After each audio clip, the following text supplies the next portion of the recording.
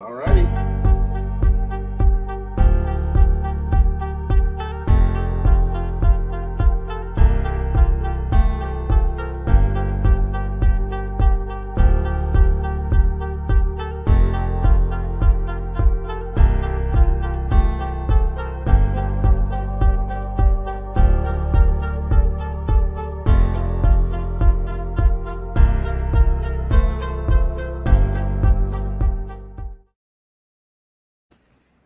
Hello. My name is Bruce, and with me tonight is our guest Kai, for which the Oh, reason why we even do this happy little stream.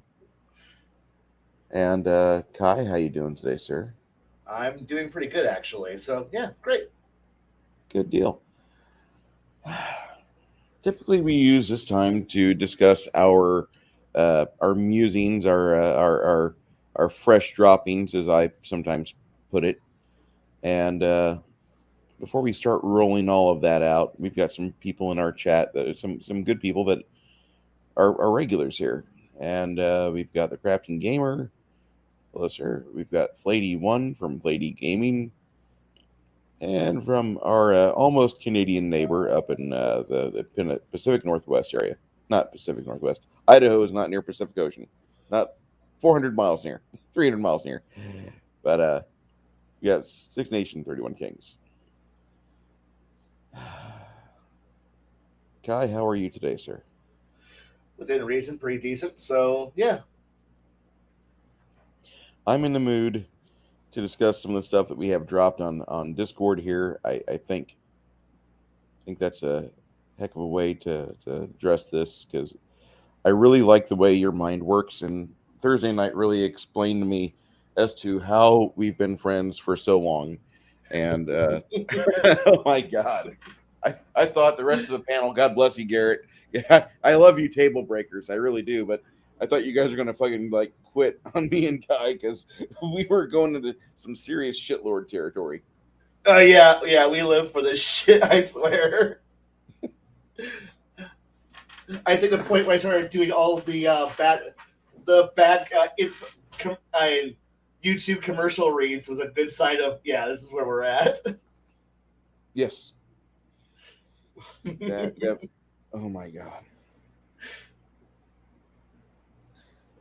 I watched too much of that shit. How do I not have it all memorized? So You know, my biggest problem is that I really like the shitlord stuff. I really enjoy it, and yeah, I'm having more and more fun with the campaign that I need to get you an updated map for, and I apologize, I but don't.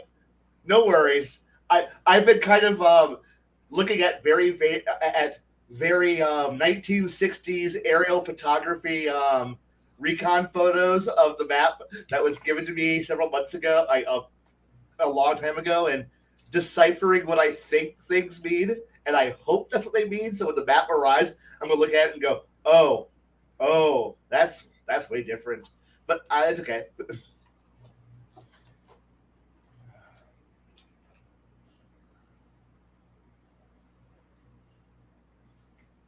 I prefer evil people. Yeah, you're in good company then. yes, I appreciate that. Appreciate you forgiving us already, because we're gonna sin. That's what we're gonna Yeah, do. I found an indulgence someone I bought about 23 years ago. So when I was cleaning, so I'm good. Um, we haven't we haven't started to discuss our public opinion about this playtest that Crafting Gamers got to us. I want to kind of keep the lid on that until after the six of us convene on it because we need to actually go through it I'm seriously. liking it, so Yeah, I can't really rant at it. So I'm not seeing anything I really quote unquote disagree with. It's written well. It's yeah, thought up well. That the gameography of it's great. so you won't get much in the way of angry rants because I don't see anything that's obviously screaming at me as being stupid. Now after gameplay, probably still won't rant about it, but I don't see the obvious. No, I'll hold off on this. So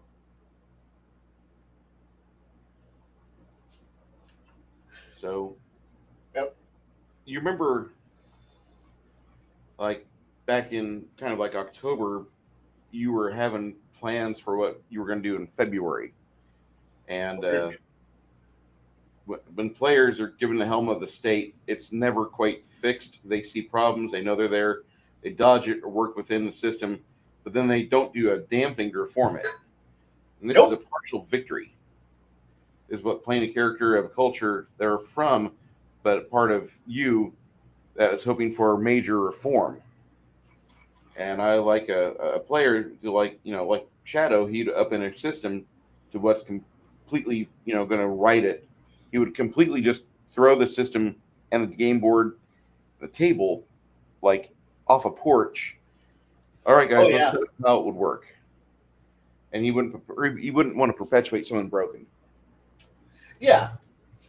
Um, So what date are we on? So that way I know where I can go scroll up to. November 4th.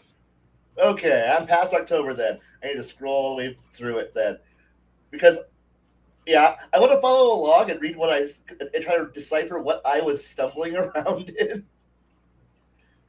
Alrighty, going down to November. Oh, come on. God, I need to stop writing things. No, you don't.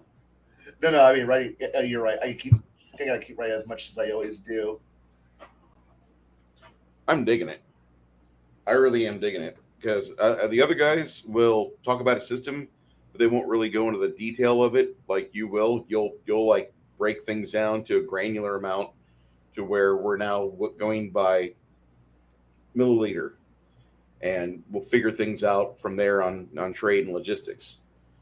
Baron and Connell will go at things until they're to, like, backpacks full in 25-pound increments. They won't break it down much past that. That's why, Yeah, that's true. and Shadow he'll be like, dude, I've been doing this for years. What are we doing this for? And he'll get kind of upset because, like, we're going into, like some actual, hey, we need to actually spend some time on accounting, break out the Jewish lawyer, the abacus, and we're all going to sit around here until we get this mathematics right.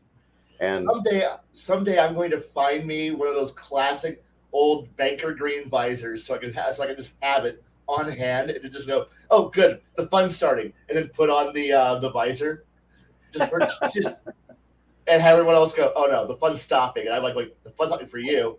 Now it's my fun. Oh no, but what I was talking about, I think then was actually me planning for my session with you guys, actually. yes, Because I was actually laying the first thoughts of elements that I didn't want to. Yeah, I kind of want that old dealer visor. Because I was laying down the thoughts of what I was going to do to make you guys to make the scenario for you guys, and that was me having to. I the fact that I had to got the idea of the magistrati magisi, which got changed. I would put out I magica in this part, but I can't. But eventually, when I was checking my Italian, my very mm-hmm. poor Italian, and then going, no, it needs to be this. This is what it needs to be, and changing words around to make it fit more. And I have documents that are still open on my computer that was from my prep getting ready to run that for you guys. Was I no, not that document. I need that document where I was trying to actually, if I had done everything the way I wanted it to have set up, I would have had like a stack of bullshit documents that was entitled to various people, various departments, various parts of the government that would have been, because the way I had set it up for you guys to play as, you guys were all high ranking, you guys are up there within the administration because you're bodyguards to the president, and therefore things that shouldn't be in the hands of the common person would at least pass under somebody who opened a letter. And since I assumed you're slightly corrupt and kind of backstabby Praetorian Guard, that's what you really were. Um, I would completely play a Mattis type character. yeah, some of you were noble, some of you were intent. Shadow actually chose to be part of the Magistrati Magici, which was the magical inquisitors, and I don't think I managed to get through to him just how evil. Like he got the Alfred Bester level of evil, but he didn't get the whole Warhammer 40k Inquisitor meets the Warhammer 40k Commissar, whose entire job is to walk around and look at spellcasters and go, "Are you casting a hostile spell? No. Are you casting a spell that is for government? That is for personal gain? Define personal gain. The fact that you're asking me to define personal gain means you're guilty." And then dragging them off to go get shot, or reprogrammed or drug off somewhere to be beaten senseless to the point where they get magical shackles put on them and say, "You will never cast again in your life." But I spent my entire life trying to become a wizard, or I was born a sorcerer, or God gave me these powers. These magical shackles will make sure that you will never cast a spell again. That he has grenades that literally, if he wanted to pull them once per day, these grenades, you roll them into a room and they create anti-magic zones because their job is to be shock troopers to kill spellcasters. The entire country is built around the idea of oppressing magic.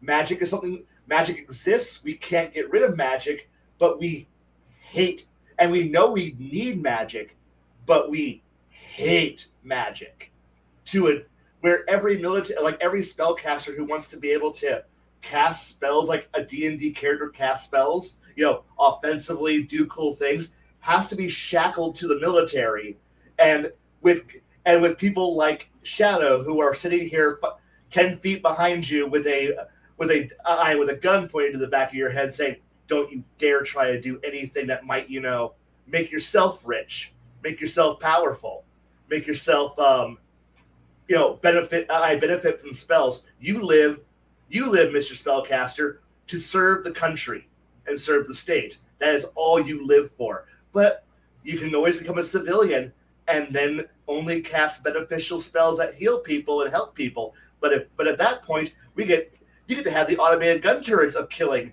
installed in your house, whose job is to watch you and make sure you never cast a spell again."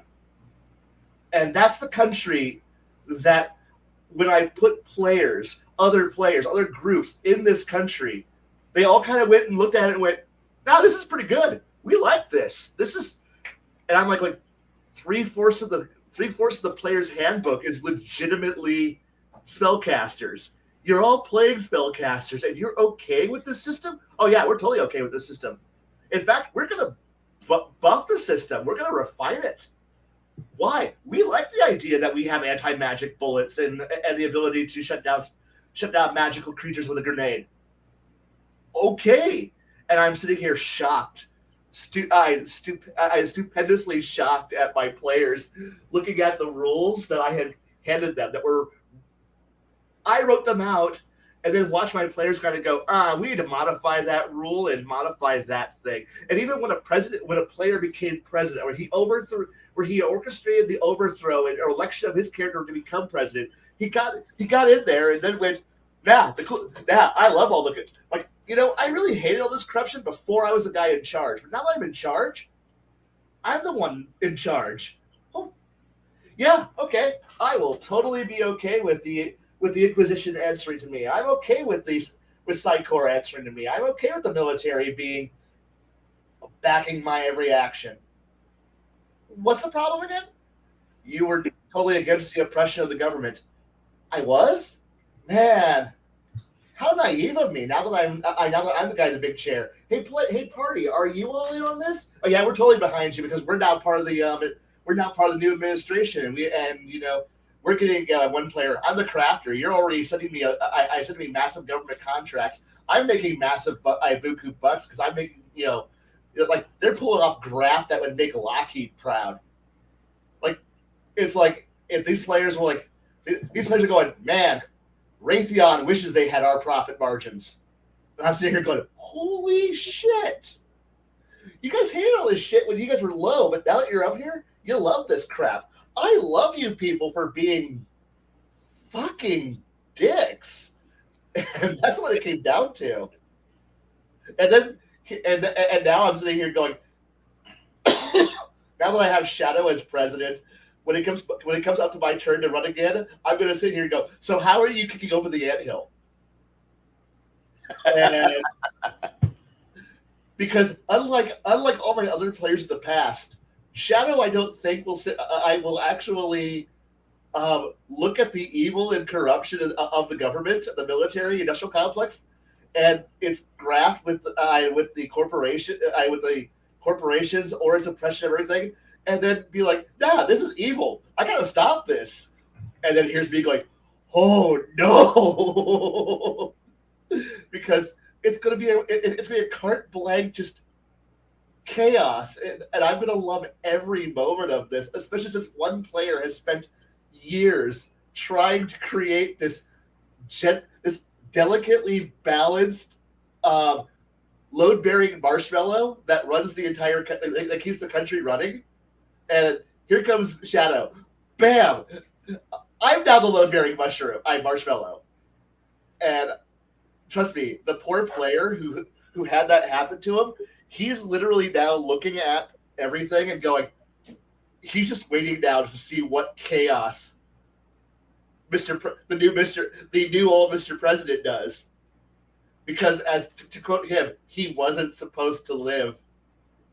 Everything was around. He wasn't supposed to live. Or because we were actually hoping that either the president escapes because you guys would be heroes, or which wasn't going to happen. Actually, he was actually shot in the first moments of the fight.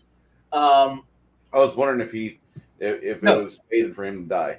No, he was dead. He was actually dead when the bomb blew off. When the alarm went off, he was shot. He was already dead. He wasn't dead, but he's dead.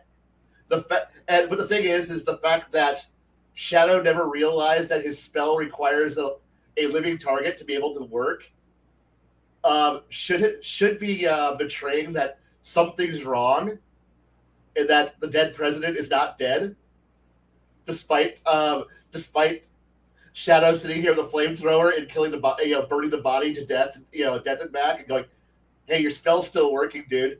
Oh fuck, that's some of the chaos that's happening here, and there's a lot of things that are going on that are actually interesting that I'm happy for, but my entire plan was the party was supposed to get like the designated survivor out. That was what their entire goal was to get the designated survivor to the battleship and escape.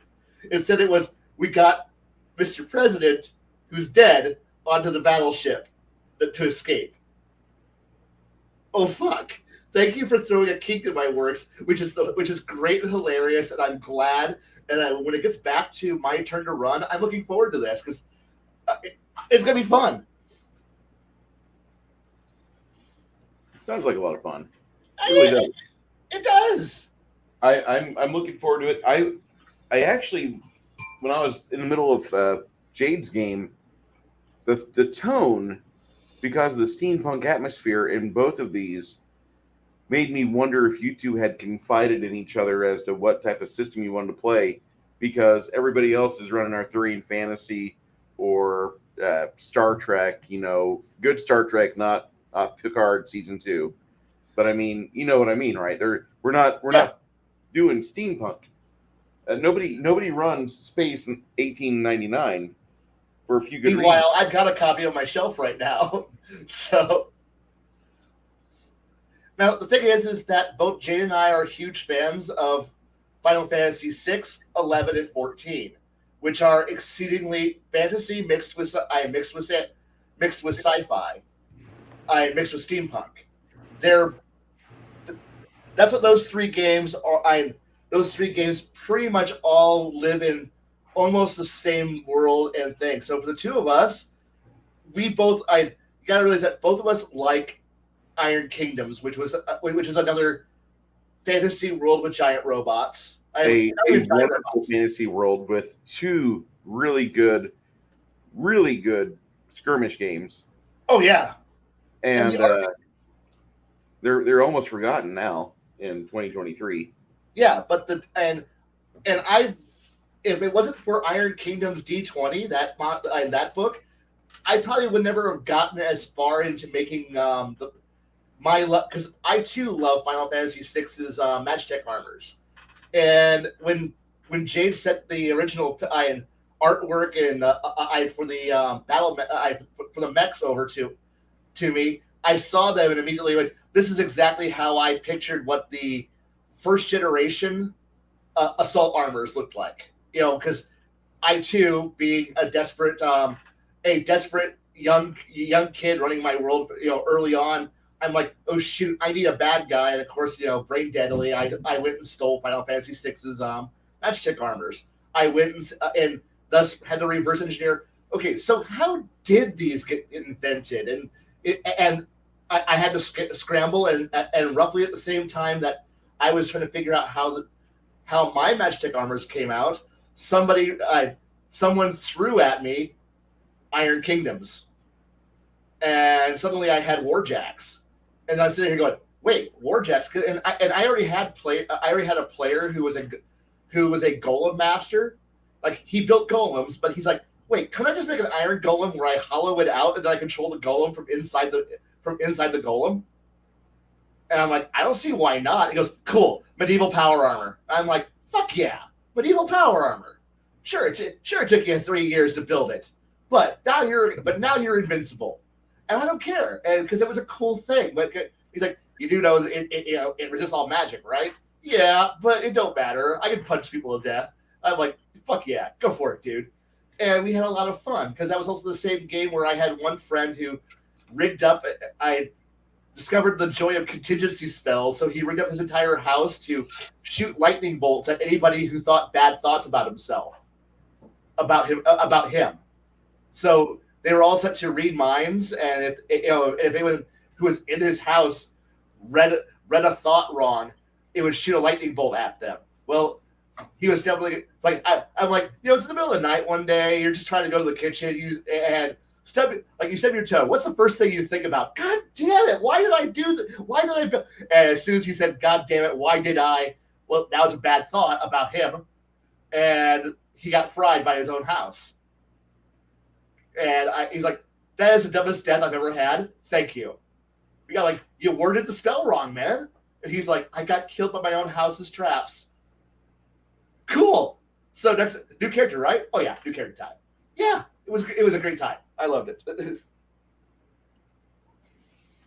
And then everybody else from our regular group that I run on every other Saturday gets into that conversation, and you pop in.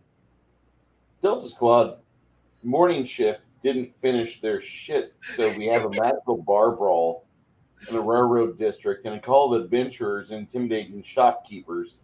Another outbreak of kobolds in the sewers. Charlie Squad's taking care of an underground hedge witch coven, making potions and illegal healings. The baker is running And Baker down. Squad is running a trickster halfling group who is running a Yeah, racket down about it.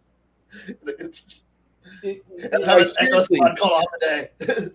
uh, there's a Harry Turtledove novel that people should read because Harry Turtledove does time travel right, and one of the books he wrote was basically like what would happen with World War I if it was had magic involved. And that would be yeah, it's cool until like somebody goes down to the Marianas Trench and talks to like the main Kraken and offers up like an island within easy tentacle reach to clean off the entire population. Here's 10,000 bodies for you to enslave or eat. We need you to help with marauding these shipping lanes. If you hear this sound of a propeller, this is what we need destroyed. Go ahead and eat these too, but don't touch this propeller here because that propeller sounds like ours. You know, oh, and you're bargaining with a fucking kraken to like, oh, we want you in as a third party to fuck with shipping issues. I would love that. Honestly, I would love that kind of thought process. And experiment. I could definitely see it. Now, I don't also Lady, I don't know. I know there's probably a biopunk setting out there, but I don't know off the top of my head outside of the usual. If you get into the weird shit in Shadowrun, and there's a little bit of weird shit in other games, but yeah, there's not much in the way of biopunk out there. No, there isn't. There really isn't. And because honestly, biopunk is kind of a newish thing, and I know there's some flesh crafting if you like start to pull a bit from if you really like the Zemitzi and in World of Darkness with your vampire characters, you can do some flesh crafty bullshit. And I've got a third party splat book of Drow that got into flesh crafting. If you really want to get into bio horror shit, but Hmm. I don't think most people really want to play around with bio horror because that starts to get a little bit. Most people get squeamish. I think it's fun. Why else think I bought the book? It gets But crazy. most people just don't really go into bio horror because you're starting to go into grotesque. Because nobody ever does, oh, I fixed the human body. No, we're usually going into grotesque extra limbs that are now elongated for a little bit longer than it should be. You got some gills that aren't hidden very well, and most of us are in most cases kind of with that idea that you're not quite God, so you're not making it look right. So there's this uncanny valley of weirdness where eyes that like eyes that aren't human anymore, the teeth, the jaws that you've added a more powerful jaw to it, but it doesn't line up right because you're molding human flesh, and flesh doesn't like we're not God. We don't know how to mold it perfectly, and you don't know what kind of byproducts you're going to deal with. So you're not going to deal with like weird cancers or weird organ rejections. So you're like going, well, I got a fourth arm, but it's kind of like this weird, almost deformed uh, and most players just tend to get kind of squeamish at that because that's started going into torture horror territory. You start going Especially, into like horror porn with that oh shit. yeah, yeah, oh yeah, you're really going to horror porn, and while some of us like horror porn, like nah, Oh, a David Cronenberg adventure. Awesome. awesome, yeah, yeah, yeah, because The Fly was totally the best movie I've ever done. Yeah, no. I said most players tend to shy away from body horror. I know this because even when I've offered some of my most diabolical players a chance to flesh craft, and then watch players kind of go, no, no. I don't mind summoning demons, doing weird deals with outer rim creatures, and with I don't mind calling in Cthulhu esque creatures from beyond reality, but warping flesh, nah, that's not for me. No thanks. Though I did know one player who did it, but he was just nah, no, no. Horror porn is definitely what some people like, which is why I've learned gaming when I find out I'm about to play in a role playing game that's with horror fanatics, like big horror fans. It's Hmm. one of those things where it's like, okay, is everybody a horror fan? And if the answer is no, I kind of It's look at the people who are horror fans and like go, this. you just kind of look back at the horror fans and go, dial it back a notch, man. Dial it back. I I know some of us are really into horror. I know I am, but dial it back to five, six. You- Nightmare on Elm Street. Okay, that's where we want to be at. Not Nightmare 80s. on Elm Street, but you don't want to be From Beyond or The Reanimator. That's that's Yeah, that's that tepid R territory that you take too many steps in that direction, yeah, and all of a sudden, you're losing people. And by the same token, you can't do horror romance because as much as The Sound of Water is a great movie, most normal people don't want to watch that movie. no, it's a good movie, but no. Yes. And it's like, and so it always comes down to is, okay, everybody, I like Blaine, you like romance books? Sure do. You like horror? Sure do. Are we gonna do any of this stuff? Nope. Why? Yeah. Because because while you may like that, while you may like one, you may like two, but everybody else is normies. So we're gonna dial this down to normie, and like and save all of your really perverse, horrible, disturbing, fit for a Rob Zombie movie shit for away from the game table. Oh, okay. So whenever we go to fade to black to horror, that's when you can just write your horror porn fiction and let me read it and go, wow, that's pretty disgusting. I like that. You can just keep that in your filing cabinet, and that's yours. I know you're now a sick motherfucker. Good for you. Meanwhile, it's like I look at other people and just go, whatever horrible perversions all of you have, and I know all of you have them because you're a You have human something. being, and yeah, there is not a single person I know who's fucking has their head on straight and isn't fucked up. And I just kind of go, all of you, just keep your perversions to yourself. Moderate, Yeah. unless you know we're all in on this. If we're all If fucking we're in on all into this, this, it's great. But we if like this starts going into like vor territory, and I'm discussing like the decibel level of the slurping sounds of the orifice that's ingesting your cabs right now, and I'm watching one of my players try to keep her noodle soup down because she's about to vomit.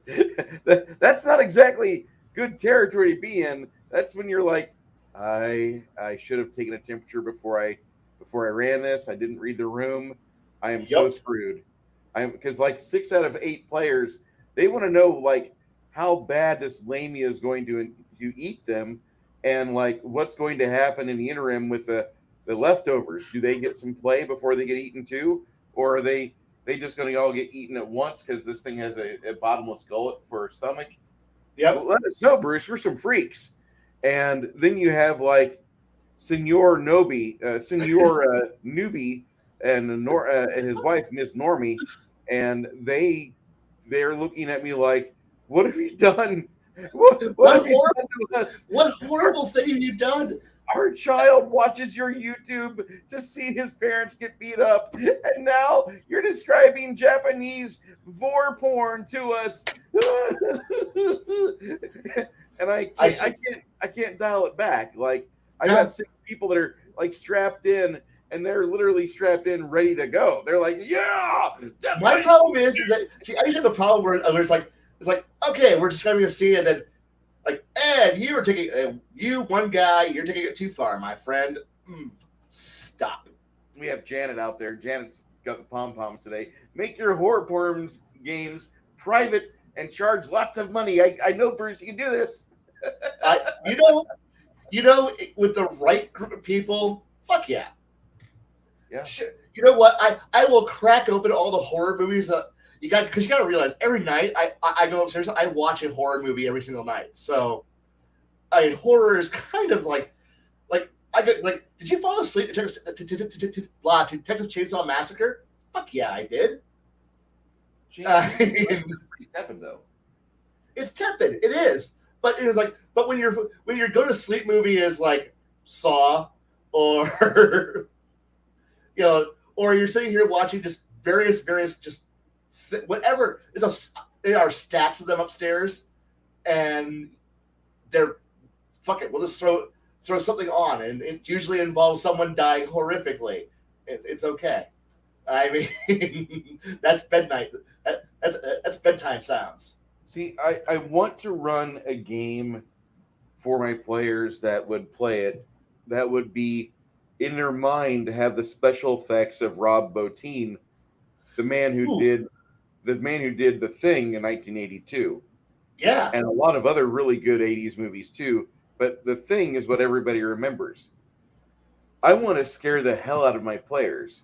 I want to have my players kind of tell me the next week, man, we're not going to come. No offense, but like Andrea is just not feeling it. She's still a little struck after the description of her poodle's head wrenching itself off the stump of its neck and then rolling along the floor with little splorch every time the bloody stump hits the tile. And it's just really upset her. I want to hear players have that complaint. I want to hear players be like, your game is going to make me quit the hobby for a little bit. And I know that sounds bad, but I'm not wanting to get rid of my players, but I want to have a good finisher. See, this is that wonderful line when you know you're borderline that guy that most other that people are like, no, you want to avoid that table, and I'm like, no, I just don't want you at it. I mean, there's a reason why it's like I know I like violence because I watch so much violent fucking shit. I mean, gun violence, porn, horror porn, things that are just bloody. I am bloody and violent and gruesome, and but I could dial it back and just be like, no, I'm a happy, wonderful person, and then be like, okay, let me describe in horrible, gruesome, detail about how miserable and how horribly mangled you are after that crit hit from that like, oh, when I said I hit points left, you know you were at, and then describe the whole scene out into horrible detail and have someone go, oh, because I've actually had a few players after they got a little too murder happy, and then went, let me explain to you what actually is happening here as you are eviscerating all these people, and then just going into just gruesome levels of detail about what just happened, and then watch the next couple sessions. Players go, maybe we should dial it back a bit, and I'm like, what? You guys obviously want to play at this level of murder. Let's go to Faces of Death levels of fun. Let's go to the horrible, gruesome, violent scenes. And people are like, we don't want to go there. And I'm like, that's right, you don't. And then just go on with life. There was tables at Just for Fun that would start up after I would start running a game there. Typically, it was Tolus. It was 2007 or 8, and people wouldn't play a game. They'd set up their homework and just sit next to where I was running because they found it was more enjoyable to do that than try to play a game and then hear bits and pieces of our game come over, and they're like, I want to play in that game. Yeah. But they're like, no, I have to do homework. I have to do stuff. Let me be partially constructive with my time. And then, like, all of a sudden they hear, all right, you rip your spear into the zombie. It's a good weapon to use in the sewers here. However, the zombie continues to assault. He closes the distance to 5 feet within you, and your spear's poking out his backside, and a horrible smell rips out of his kidney as you tear it free from his corpse. A bunch of little black beetles, probably about 4 or 5 handfuls of them, more like 7 or 8. A good bucket, like a 5-gallon bucket's worth of black beetles, tumbles out of the kidneys and the chest cavity of the zombie as you just kind of skewered it, and he shuffles forward a bit. And as he does, you need to make a fortitude save 15. Now, remember when the fortitude save 15 was like a threat, like, what's going to happen if I fail this? And I'm like, your first level. Let's discuss that later. And the other players that weren't playing, the other tables were like, where do you come up with this? And I'm like, I watch a lot of John Carpenter.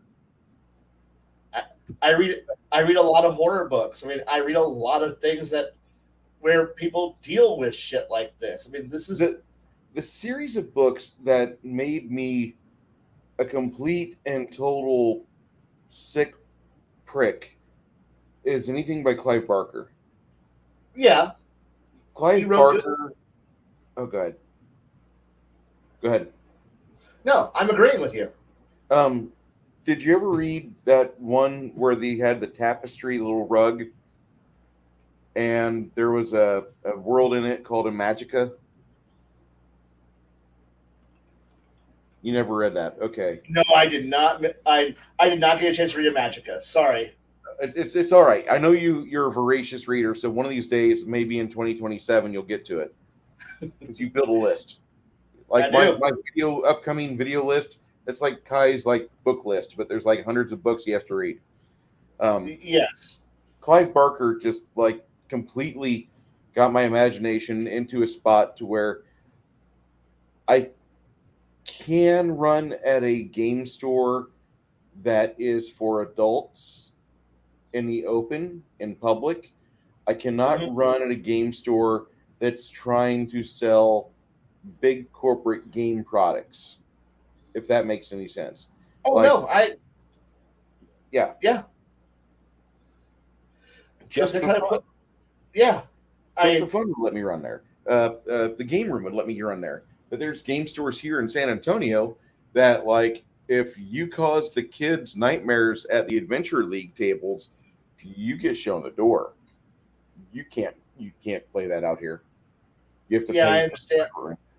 Which is why it's why the idea of playing PG-13 just hurts on so many levels, because you got to realize that you're suddenly having to downgrade everything, which is okay. There's a there is a there is a level to the fun of of a good old fashioned Star Wars. Pew, you got shot, you fall down. Yeah, Um, levels of detail. That's fine. In fact, it's totally okay to just go. Um, you're playing that game where you're fighting. Some game where you're shooting all of your totally not Nazis, bad guys, and they fall down because a little poof of red, and then they fall down. There's no blood, there's no splatter, there's no viscera or gore. It's not horrible. Artillery doesn't cause body parts; it just causes people to go Wilhelm scream, fall down. yeah, Um, exactly. Like and a mortar round does not make your buddies fly into 70 different pieces, and pieces. six of them get on your face. Right. And when you're playing your big space combat game, the ship took damage. Don't worry about it. You don't need to worry about the fact that that several chunks of the ship are now missing, twisted and on fire. You don't need to worry about that. It's okay. No. But I it's like playing in all of these things, or like when playing an air combat game is, yeah, you just blew out. I blew out the cockpit. It was a horrible, horrible mess. But the planes, your pilot died. The plane fell out of the sky. Don't worry about it. You don't need to worry about the idea of your character trying to your wounded character trying to barrel out of a burning plane 10,000 feet in the air that's currently spinning. Don't think about it. Unit gone. It, it's removed from the table. Okay. Don't think about it. PG-13 it. PG-13 it, and you go on with your life. Same thing with Adventure Time, or like you're just out there having some fun, and you took some arrows, you fell down, you get a heroic last save. Meanwhile, sometimes you get a Goblin Slayer out there, where bad things happen. Yeah, you're And right. I really, I can't, I hate to say it, but I don't want to run for those tables. No offense to them. I know those Oh, tables need to be filled. I know those tables need a game master, but I've cultivated a really good group of people. I've curated my channel to where like people that tune into it know there's going to be an asshole at the microphone. Um, mm-hmm. I, I don't need to run a who's the boss Tony Danza scenario to where it's very tepid. There's very little humor. Everything is safe. We give you bubble wrap to sit in the on site audience, so like nothing will affect you, and it'll be good. Like at the end of this, like you praise Spez, you clap your hands, and you just accept the fact that you were just like you've been given 9 minutes of advertisements at high frame rates, a la Max Headroom, and now it's time for you to go back to corporate world and go do your corporate slug job because you wanted to have your fun, and we gave you Tony Danza. Tony Danza's a lot of fun. Alyssa Milano, she's really cute, right? She's really cute. Danny Pintaro, he makes you laugh because he says stupid boy things, right? And you got Mona, the old dirty red haired lady. God, how much I did not realize my life would turn into Tony Danza as I have a wonderful redheaded, dirty hair, dirty minded lady in my corner, and that's my wife. I feel bad that it's like you're looking at that version of Tony Danza. I'm looking at the version of Tony Danza from the Good Place, going, well, yeah, of course I'm an evil demon who runs everything. What are you talking about? I didn't mean to hijack. Oh no, it's okay. We It's I I remember people from more tepid game scenarios. And the wonderful thing about talking with you about things is that you're one of those good souls that like you've played a lot of mud sword and a lot of young kid gets his first wooden sword and sticks a goblin in the woods. You've done that a couple a lot. times, a lot. Let's stop that. And so you kind of want to push boundaries and see where it goes. You know, and I kind of I've heard this described, and like people that have played a lot of RPGs over the years, like they can't go back to B2 to keep on the Borderlands. They love keep on the Borderlands. They enjoy it, but they really can't go back there because their imagination has put them somewhere differently. And you really want to kind of give them a different, more visceral experience, something that will affect them a little more because just getting 50 experience points for the orc and the pie is not going to do it for Mr. Kai. Mr. Kai wants to know, like, was there any like directions or any maps or was there any sign of like on the orc where he might have come from? Because like there might be more orcs where he's at, and they need a leader. They need somebody to show them how to exist in this world. And so you might have a goal of like having your own orc tribe as a human, and that way you've got immediate muscle, and you could do such a thing if you so choose. And your DM's like, wait a second, orcs are evil. We can't do this.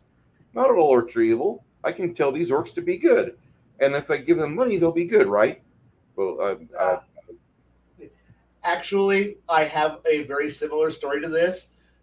A I This actually happened earlier this year before the summer break let out, which is always wargaming. I wargaming all summer. Before we get back to RPGs, come the fall, winter, and spring, and so th- they decided to run ice the Icewind Dale campaign box, the classic Icewind Dale pack, and um, this is when you find out. Don't now the teacher who runs the whole thing. He's sitting back and enjoying.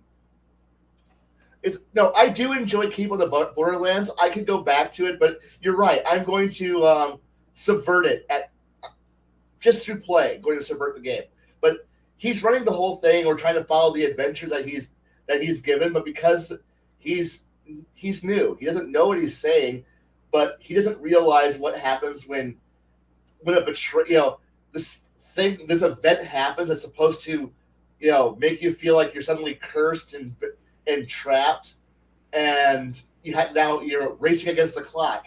Well, he didn't realize that what he was about to do was trap. He chose two people. One of the people that was chosen to be cursed was me, and I suddenly was now looking at this, from a much more darker point of view than what the GM intended. He's like, "Oh no, you were supposed to just go out there, talk to the guy, find out what's coming back, and then come back here and get healed." But because we didn't do every step right, we bypassed certain things and went straight like laser focused. I loaded up. I had Morrowind for the first time, and the beacon says "Go here," and so I walked straight through. Force it, because we're now on a timer. I'm like, I don't want to waste any time. We get there, find out that we missed, and the player afterwards like, you guys missed like 3 plot points because you just drove like just beehived. You're like beelined it straight there. Found out and then came back and then proceeded to torture this poor cleric for sending us on a wild goose chase. He's like, no, you guys bypassed half the dungeon. I'm like, no, I don't care. I'm a druid survivalist, and we're just bypassing everything. It's cold and miserable. It was like literally bypassing it. This poor player's like, I don't, I don't understand what just happened, and I'm like going, you cursed the wrong person. No offense, you cursed the wrong person. I, as a player, don't blame you. I, as a character, am going to gut your NPC like a fish, and leave and leave their skin on the on the ice blown plains. And he's like, "Aren't you good?" No, no. I'm not playing a good character. Are you playing an evil character? No, I'm playing true neutral. You betrayed me. Bad things happen. Because I think you're evil now. I accept that. I accept that I'm evil now.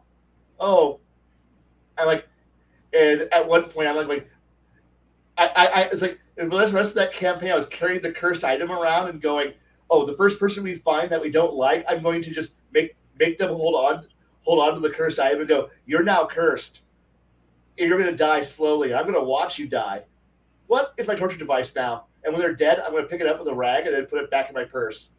And I'm going to go out. I go out adventuring to the next person I need to torture slowly. For it, and he's like, "That's disgusting." I'm like, "Thank you for cursing me."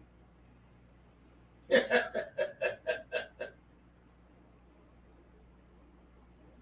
some interesting chatters going on right now. No problem. I I really enjoy just the fact that whenever you get into a game, like you get into a role, like we can kind of watch Kai evolve. You're probably the most proactive member about that in the crew. Although Connell does a really good job of trying to immerse himself into role, and Yeah, I I'm not saying me, Baron, and Shadow suck at that, but I mean it's fun to watch Kai do it because Kai will get he will get Gilbert Godfrey levels of selling a joke into the role immersion.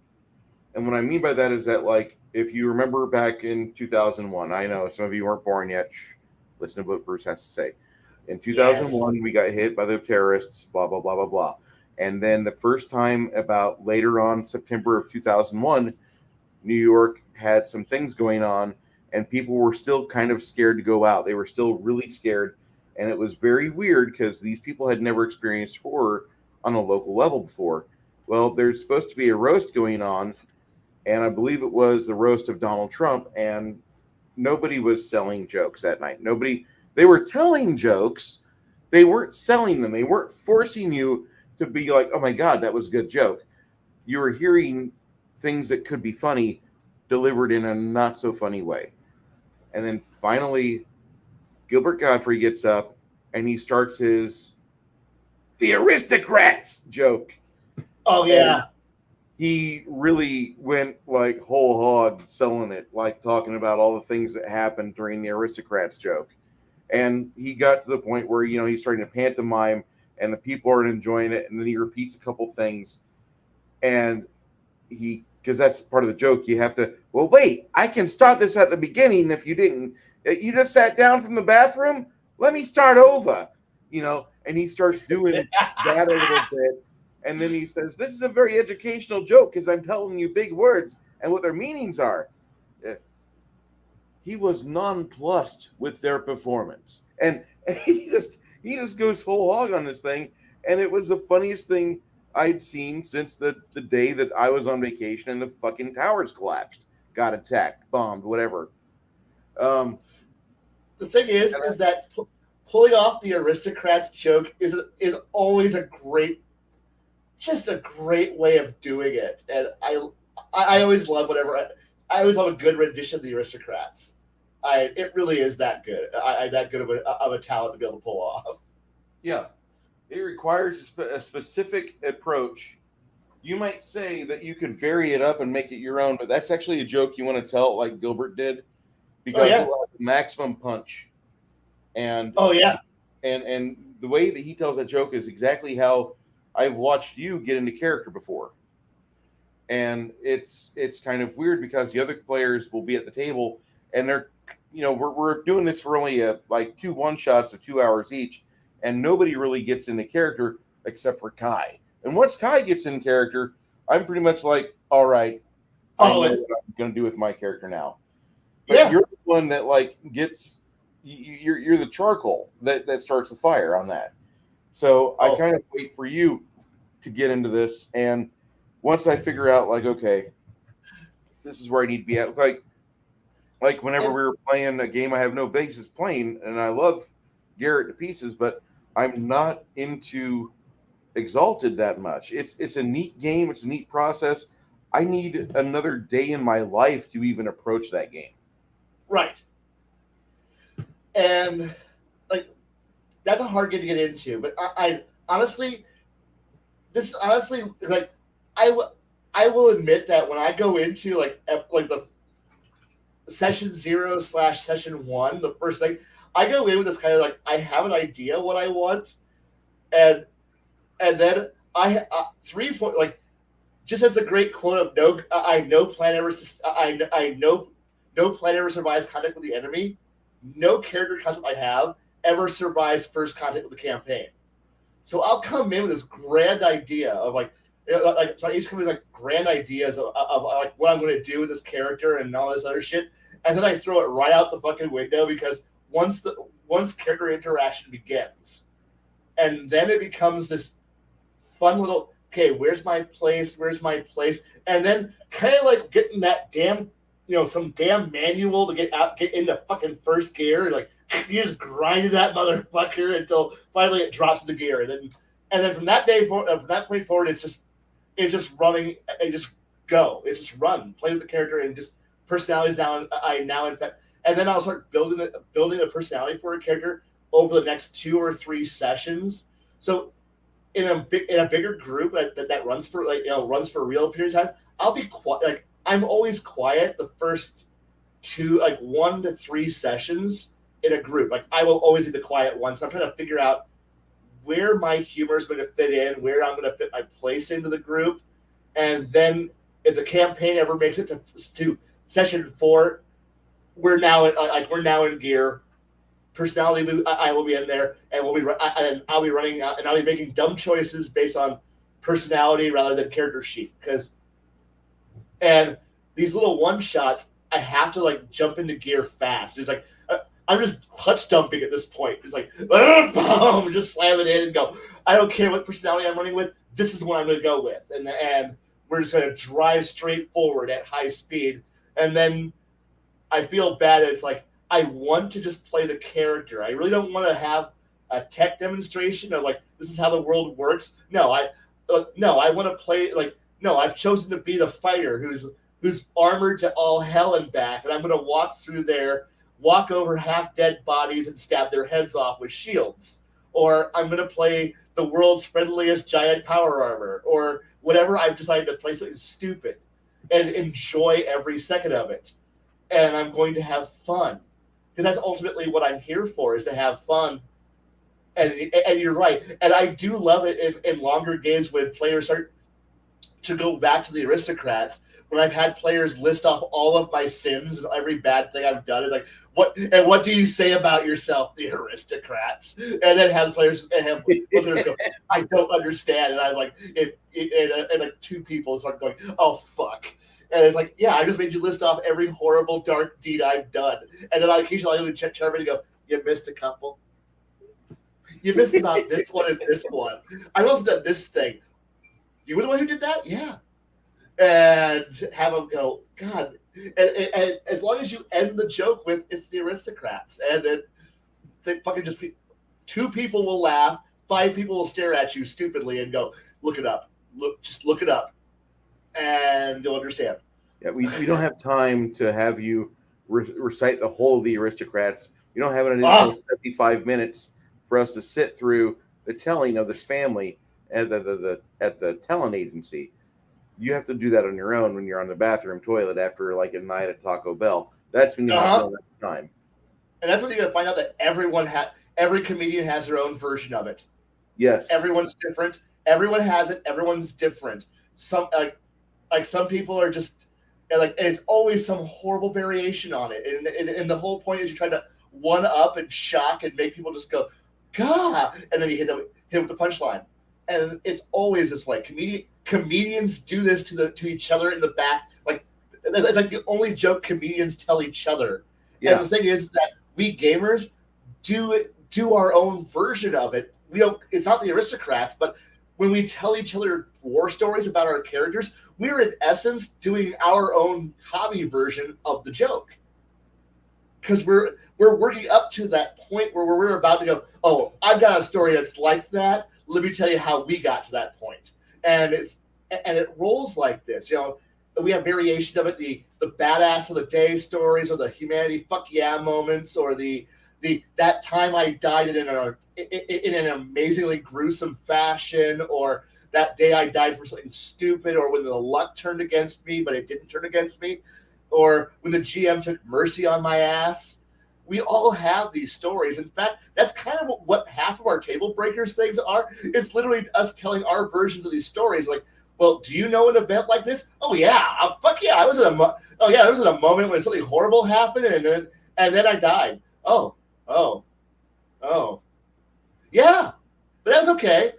Or hey, or that great joke of it's like, okay, so so could you make a fort save? Yeah, this is what I rolled a 12. Okay, I need you to roll 3d6. 12. Now roll 3d6. 14. Now roll 3d6. I'm making a new character, aren't I? Yeah. Yes, you Oh, are. it's the Yeah. jokes. I mean, this is it's what we do.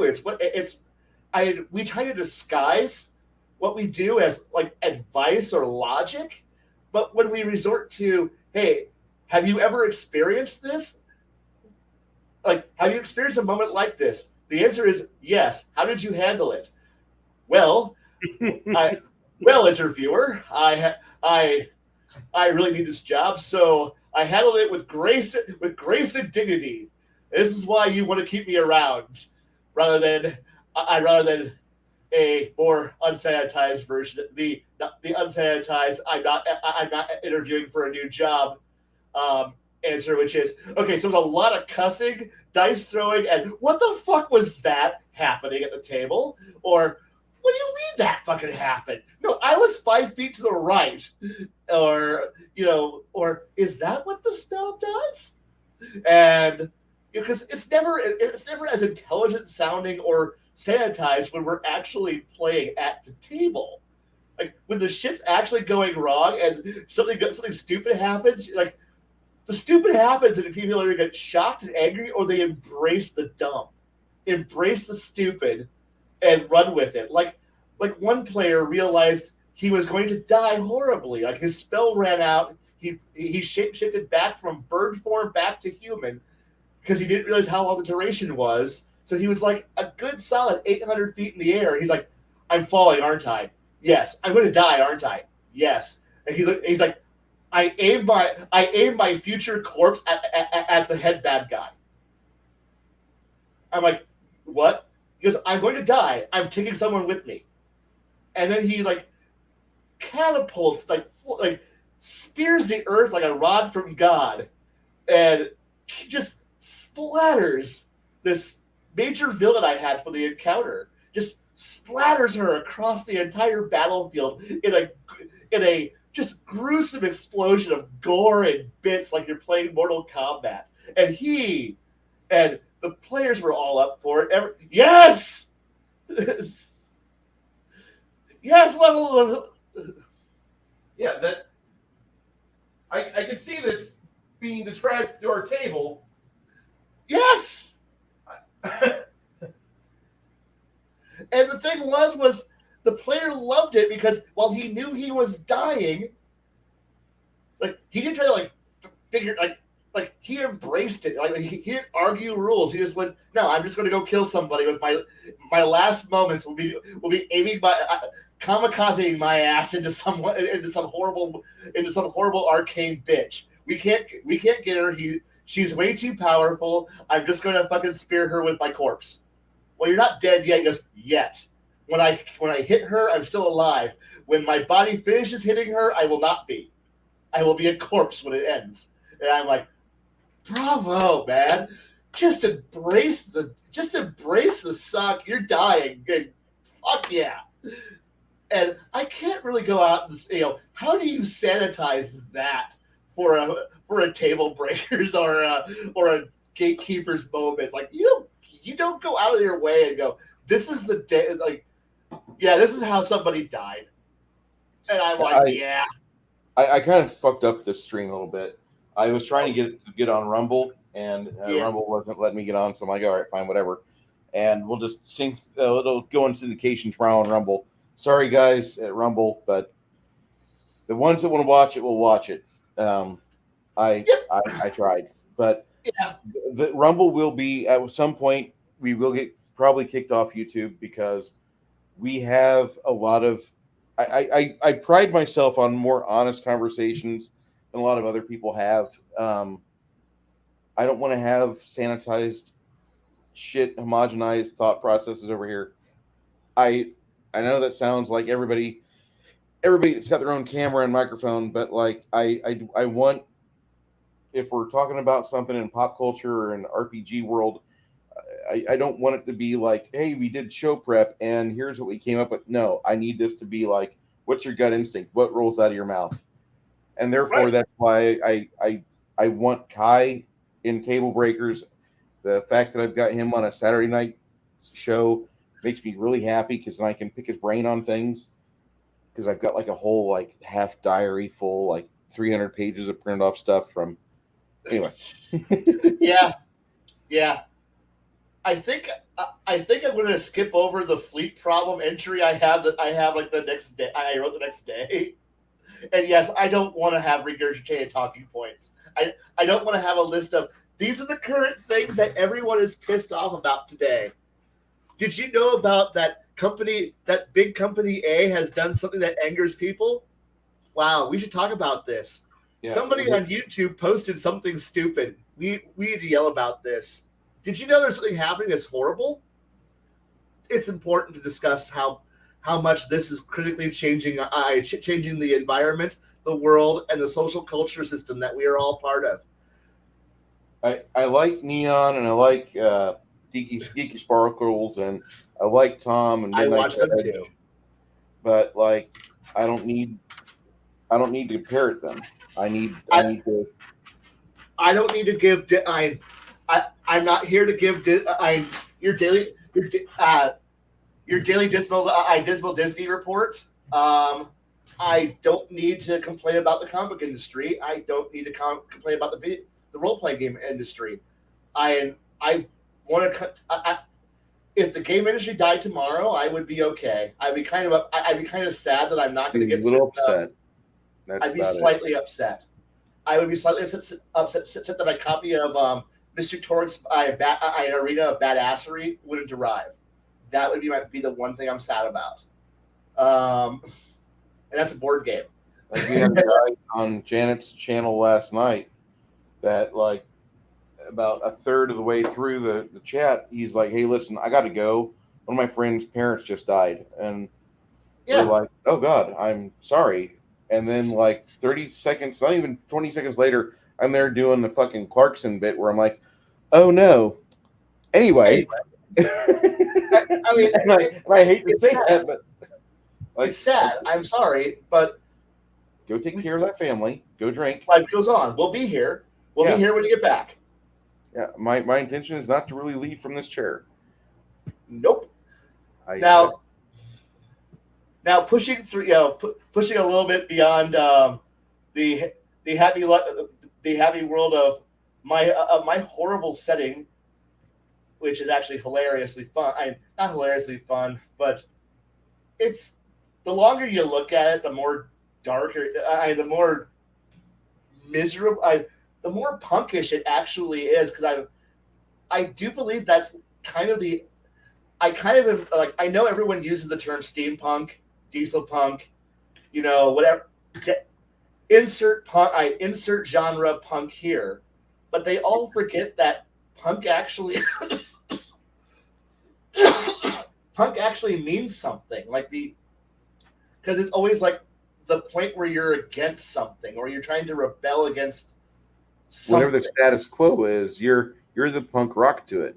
Yeah, you're the thing that's standing out against it, or you could be part of it. But you're looking at the fact that the world is no matter what. Like the moment you add punk to it, you're in essence saying it's a dystopia. Mm-hmm. The Which world is you're why in. I always laugh when I hear Cthulhu punk, because really, yeah, you could say you're Cthulhu punk, but I don't see rainbows, bronies, or Care Bears. I see nothing has changed. You're just running Cthulhu with like a cyber tech edge to it, and then you're letting the fungi from Guff infiltrate from the outlet and the corner wall, and they're pretty much like invading through the internet. Yeah, If I remember right. yeah, And I it's don't like, I don't see why they would call it Cthulhu Punk, because you're not rebelling against anything. You're just trying to add cyber or like future tech to a 1920s mythology. right. And if you want that, if you want to have a better version of what a Cthulhu punk setting would actually be, I know that certain people are not going to like the company, but Delta Green is a better punk Cthulhu universe, Hmm. because you that's it, the more you get into that universe, the more if you play it a certain way, you're looking at the idea that the U.S. government is trying to like you're out there doing a U.S. government 1960, 1950s, 60s, 70s version of playing the 40K Inquisition. You're trying to prevent, like, you're a government agency built and designed to prevent the slow, gradual infiltration, corruption, and downfall of human civilization from the Cthulhu mythos. You're playing MIB, but you're against cosmic horror, and that's a better version of of how to do a Cthulhu punk story. You realize that, like I've seen some good Delta Green games where the longer you played it, the GMs were slowly, building out this story that you're fighting all these small brush fires everywhere, trying to hold back the tide of darkness. But then you realize some of your superiors might actually be cultists who worship an old god, and now you got to try to figure out how to go after your superiors without them finding out that you're actually, onto them. And now you start getting into the punk aspect of what a site, like, I understand decent. I like when I say steampunk, everyone's like, oh, slap some gears on, slap some brass gears on it, and it's cyber, and you're a steampunk. No, but you're also looking at the idea of anachronistic tech, a major transition point of cultures where the old cultures are now fighting the new current one, and you're now trying to, like, do you deal with maintaining the current, the old order of the old aristocracy and the order, the rise of the new corporations that are coming into it, because this is now the first time, this is the first era of the robber barons. Yeah, you could go a little bit into Age of Sail, punkish aspect of rebellions against, people rebelling against the colonial expansion, and versus things like the the East India Company, but it's not quite so pervasive yet. Yeah. But or you can try to get really politically grimy, and you can Yeah. try to undo the Ottoman Empire before the 1890s, when World War One really gets to cloak and dagger levels. Yeah, and it's a fun way of like trying to make your niche. Like you can put punk in literally, like I can see a fantasy punk setting where you look at like, all you gotta do is just look at the fall, like look at how people describe the fall of, say, an Elven Empire, or the fall of Rome, or the at the height of its corruption, the height of the corruption of the Republic. Just rebelling against the authority puts you into that category. Like, it's just simply the act of rebelling against society. It's a different way of doing it. Yeah, you're right. Six Nations, you're right. It is definitely your ethics against it is an anti-establishment mentality, or you just simply embrace the machine. You embrace the Hobbesian Leviathan and go, I'm part of the beast. There's no point in you can't stop it. Why fight it? Embrace it. And at that point, you can explore the dehumanizing aspects of what these eras can do to you. And that's what makes them interesting stories, which is also why, well, I like that kind of stuff. I know it's not everyone's bread and butter. So therefore, I realize that most games are not going to go push into that level of political and economic discourse. I'm not going to have, and we're not going to go into that level of ethics, because ethics is a really hard, confusing, evil thing to play around with, especially with, yeah. It's weird. Um, I love it, but I I know how to set it aside and not play the revolutionary, not play the punk, not play the libertarian, not play the freedom fighter. I don't have to play to, to I don't have to play the reformist who's out there to reform the kingdom and complain about moist women in lakes throwing swords and establishing governments. Um,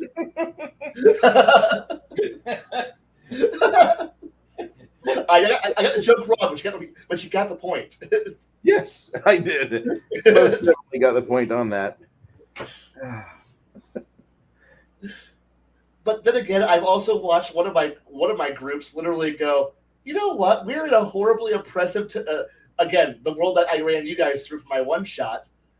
They're like, we're in a horribly oppressive, terrible government. Man, you know what people need? Booze and drugs, and they literally created a cartel. They they they engaged in narco terrorism, bootlegging, and drug trade because they realized people are depressed. This country sucks. Man, you know what people need? Something to get by on all this. So they got into the lucrative trade of literally just narcotics, alcohol, and tobacco, and just started trading running that, and it derailed my entire campaign plot idea, and suddenly it turned into the Yakuza versus the Triads versus the Mafia versus the Irish Mob. And I'm like, oh my God, am I running gangs in New York? And I'm like, yes, I'm running gangs in New York. Fuck yes. Sounds like And a lot of fun. yeah, part of the rebellion that the president was all pissed off about, that you guys had just come back from, was actually putting down the narco funded civil war that's currently happening in the colonies, because these players started a narco funded civil war. And like they're fighting an Irish War of Independence against you guys' colonial rule by selling massive amounts of drugs and booze, and they're funding the Civil War through drugs and guns, through drugs, guns, and alcohol. And I'm like going, holy shit! And I was happy that I was able to at least acknowledge the fact that there's still this drug cartel and this loose knit alliance of every criminal organization on the planet is sitting here funneling money into this, going, no, this is the best. This is my world's version of Afghanistan. Fuck yeah, we're just gonna fucking throw shit into this place, and then watching. I'm gonna love watching Shadow be handed the first daily report of the Civil War happening in happening in the colonies, and going, yes, sir. Here's the current daily briefing, and have him go. So what's your orders of should we continue employing our horrible battle armored death trooper kill squads that are going through the streets murdering people? Wait, what? We do that? Yeah. Oh. Should we continue testing our horrible new necromantic death weapons on these rebels? Wait, we do that? Yes, sir. We do that. In fact, Special Weapons Division is quite happy to conduct live fire tests tests on living people rather than on civilian targets. Wait, we do that? Yes, sir, we do. And yes, it is the Patriot on meth. My players did it, and I fucking loved it. And I just watching them just derail a campaign. I was so happy. Like my story went right out the window, and I was so happy about it because they did the thing that I always want players to do, which is fuck my story, create their own. You're in my world. You can go wherever you want. You don't need me to hand you a story. You don't need me to tell you where to go. I am not your babysitter. I'm here to give you the world, and you can play in it. Do whatever you want. go around and find an emu population and then cast Awaken on them and then create an intelligent emu general whose job is now to and give him an artifact that awakens one emu a day, and he builds an entire army of intelligent emus because one player wanted to create the Great Emu War, but this time with emus who use guns. And because he's like, we need more troops. It's hard to find more troops. Everybody's always like, he looks over at the giant, not quite ostriches, and goes, "I've got an idea." And I'm like, "What idea?" He goes, "I'm going to go summon the only people who've ever beaten Australia." And he went and found emus, and then proceeded to create an emu army, and then trained, and then had them attack grain shipments, grain trains, so that way they have food, so that way he could grow his great emu army larger and larger by creating them, teaching them farming, so they would actually be able to sustain a larger population of these. I'm just like, you're literally creating. He goes, I'm creating. I go, you do realize that eventually these birds are going to replace mankind, aren't you? I am right. He goes, birds together strong, and I look like, oh my fucking god, and I look forward to the day where I Planet of the Emus as my campaign world. And he goes, it will be. I look forward to that day. I look forward to the day that man falls and dinosaurs. I reclaim the place of the earth. I'm like, God, I love you. You know it won't work, and he's like, I don't care. Look at the comment that's highlighted. Even War 2.0 will require Becca. Damn straight it will. There will be an Emu Air Force, Emu Armored Divisions, and an Emu Navy. You better believe it. Cocaine chocobos. And trust me, the player who was totally in on the narcotics thing, he was an alchemist. He was playing an alchemist. He went right on board with like mass producing stat enhancing super drugs. So therefore, yes, cocaine chocobos are definitely a thing. I love the military, what the military eats, and it shows the Air Force with the butler to the side, and then the Army guys got like a little Bunsen burner and a MRE packet. The Navy guys got like dildos right in front of them. Just go fucking all down. The fucking Marine, he's got 2 packs of 16 Crayolas. And the CIA girl is feeding cocaine to the Coast Guard girl. I know. I love that. I have that picture saved. I love that one. But that makes me laugh so hard. Every time I see it. Whenever it comes up my feed, I love it. We had some friends that were coasties over in Corpus Christi for a bit. And I don't know what happened to them, but I do know they had a really significant bust. And so we were working out, and one of their LTs, we were just chatting, and I said, I'm just drinking water today because tomorrow I got a big pee test. I've got that, and I've got some other things going on because I'm getting ready to go on leave. I got to come back and I do another pee test. And he's like, you don't have to do a urinalysis for 90 days. We all touched this cocaine on this captured little ship that was off the coast. It wasn't too far from what was that? Port Isabel. And I guess like when they were unloading the boat, like one of the baggies ripped open. Oops. Who knows? I have no idea how this happens, but they all touched it and like, aha, I don't have to pee. Damn. That would be convenient, wouldn't it? He's like, no, we got a 90-day waiver. I'm like, holy shit. That was in 94. And shit keeps happening. And the thing is that it's like, I think I'm always depressed about when I have players who don't take the reins and who kind of just stare at me, wanting me to hand them a plot. I don't know if I do that too much to a game or not. I don't know. Last time I had trouble. Do you remember? Were you watching when the entire Hobgoblin invasion started?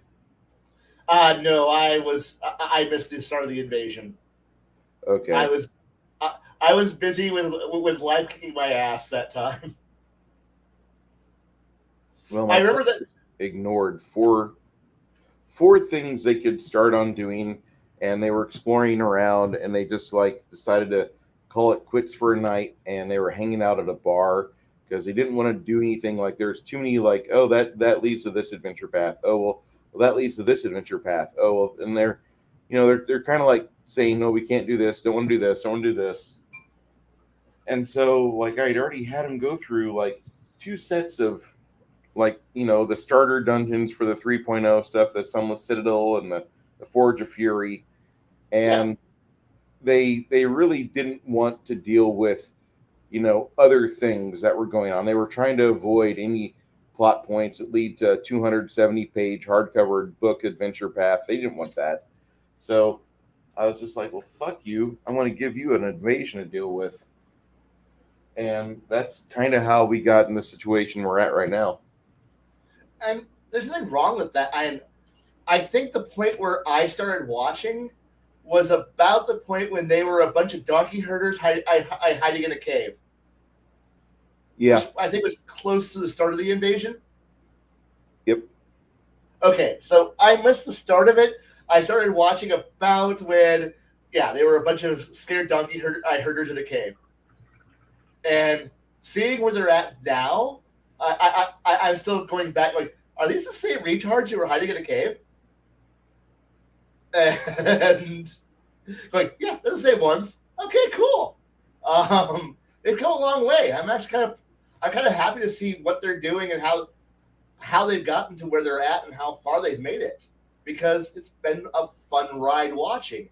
Mind you, I can only watch half a session at a time, and then I kind of watch pieces and bits of it for the rest of the week in between everything else I'm doing. But when I catch a bit, 8 hours is a lot of time. Is Yeah, I, yeah. I find it to be amazing because like you'll if you have a channel and you do live plays, you record and you put things on the web, and then you kind of forget about it, and then one day you go to your YouTube studio and there's like 70 comments that haven't been addressed yet, and you're like, what? Oh my god, people are watching this from like 2 years ago, 5 years ago, 10 years ago. Yeah, that's um, fun. Insert name here says, I love when a DM has me play some temporary NPC bad guy, even Mook number 6, to alleviate the burden. I play him with an unintended craftiness and survival thirst and end up wrecking the players. We used to have because I've had a lot of groups in the past who like to break up and go and Scooby Gang the fucking adventure.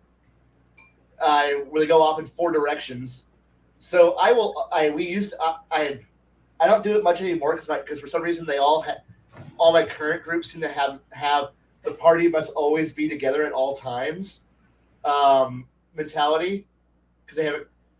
But when we used to Scooby Gang and shit, what we would always do was with players who weren't in that scene. I'm like, okay, you are so and so in this scene.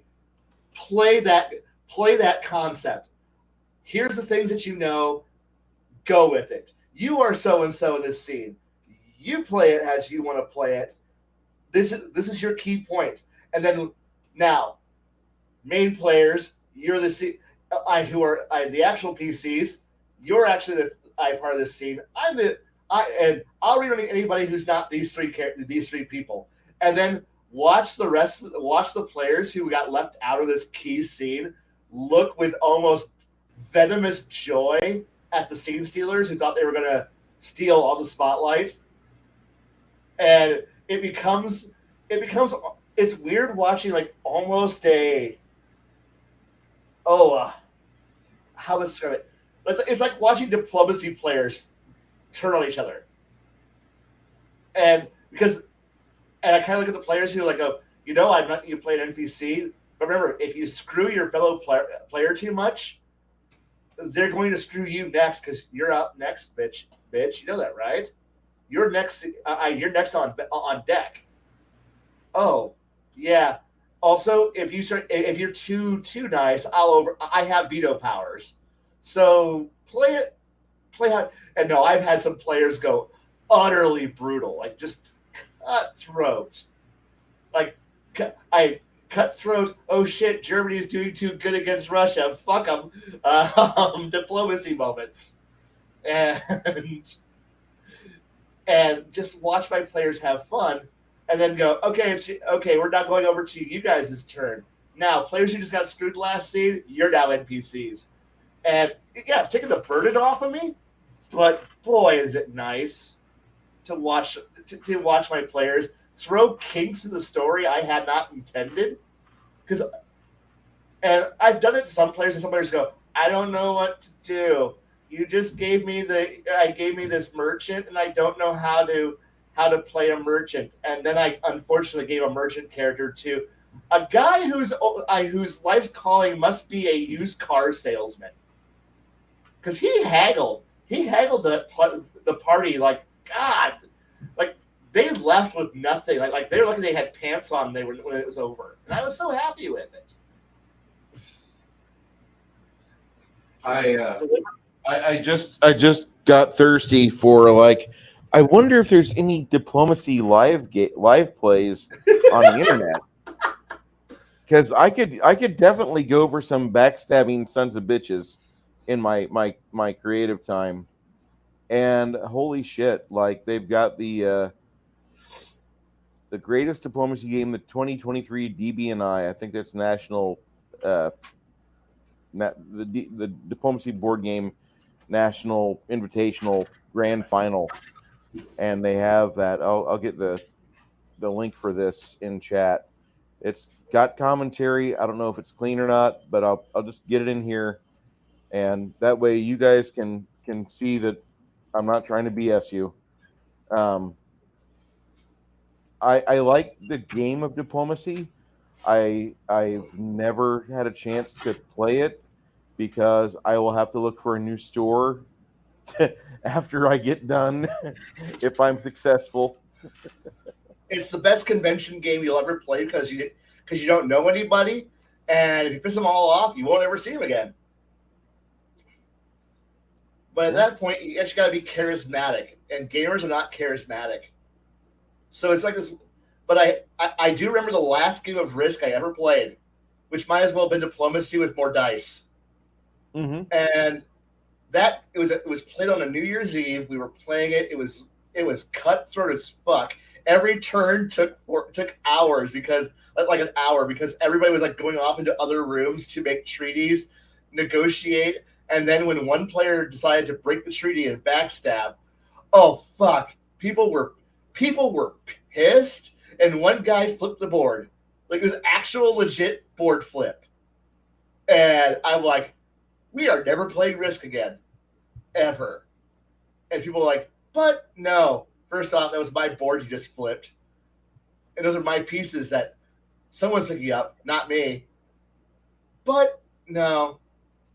And I looked at the guy who betrayed everybody. You go, you ruined the game, motherfucker. You got to clean this up.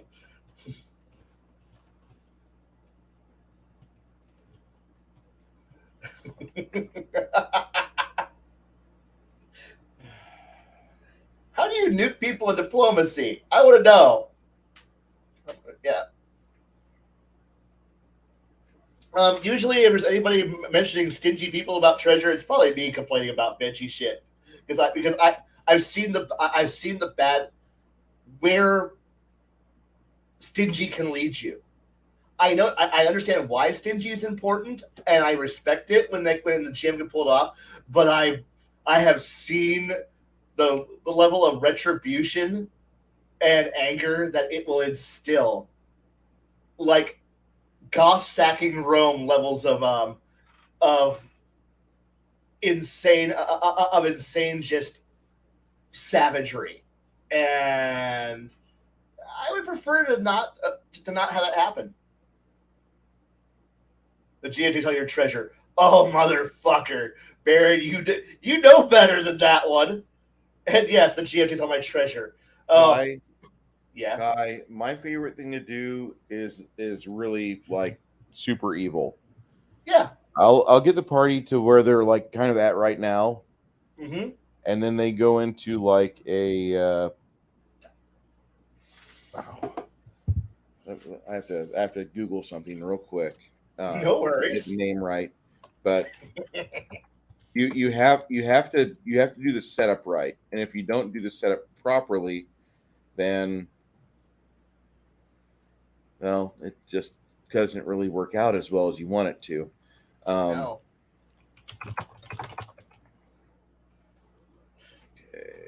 Taxes. God damn it.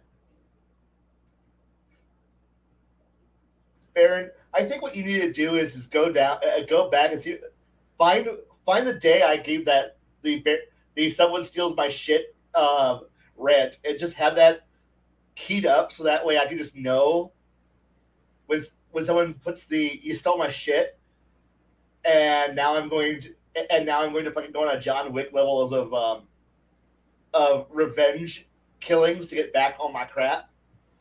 Um, yeah, anyway, there's part 5 of the Rise of the Rune Lords, which people will recognize that as that's the go-to default moneymaker for Paizo. yeah, Whenever anything's coming out, that's Paizo's Skyrim. Rise of the Rune Lords was ported to Savage Worlds, was ported to Pathfinder Second Ed. They even made it for 5th edition AD&D, and it's not a bad. It's really not a bad a game. It really isn't. It kind of goes into this very interesting dungeon where the players are exploring an old wizards guild, a wizards university of sorts, and they get to the aberration area, I believe, and there's a malfunctioning disjunction trap that goes off every like 6 or 7 minutes. And so that's the first way that players might know there would be something like seriously like of your level capability here, because like you come in loaded to bear with all this stuff, and all of a sudden your bags either wink out of existence, or you've got like 750 pounds of bags of holding a shit like suddenly spilling out everywhere. Not fun at all. But that's not the worst part of it. The worst part of that adventure is there's a part where you have to walk down this corridor to a 90-degree angle in a well lit area. all And right, when you round that corner, 45 feet away is a mirror of opposition. A mirror of opposition takes whatever is reflected back and it makes a clone of it. And right. they step out and they're under the control of the dungeon master. They all have goatees. So Garrett and them were playing, and we had this friend of mine named Niles that he lived with me for a bit in the other bedroom, and at Deer Creek he had the small bedroom. They were both really small. They were like little hotel bedrooms from like the '60s, and he had this wizard that was or sorcerer that it was like 13th level, and he got cloned. Well, he steps out of the mirror, and everybody's just kind of looking shocked. And I'm like, roll for initiative, and I rolled good. Yay! Instead of me saying, okay, he steps out of the mirror and hits you with a spell while you're there shitting your bricks. By the way, he looked just like Niles' sorcerer, down to the accoutrements. And then he cast Acid Cloud on the party. And he starts casting other spells on the party. And they're all panicking their ass off because there's a bottleneck. There's only like 4 of them out of the 8 that are exposed, but the other people are suffering because the spells are going off at the freaking corner. So Fireball catches them, and other things catch them, and it's not good. Oh wait, after he falls down, another clone of another party member pops out of the mirror, and they're just like, "What?" Mirrors of opposition are my absolute like that's my go-to, but you have to set it up right. You have to give Oh players yeah, treasure. You have to give them experience points.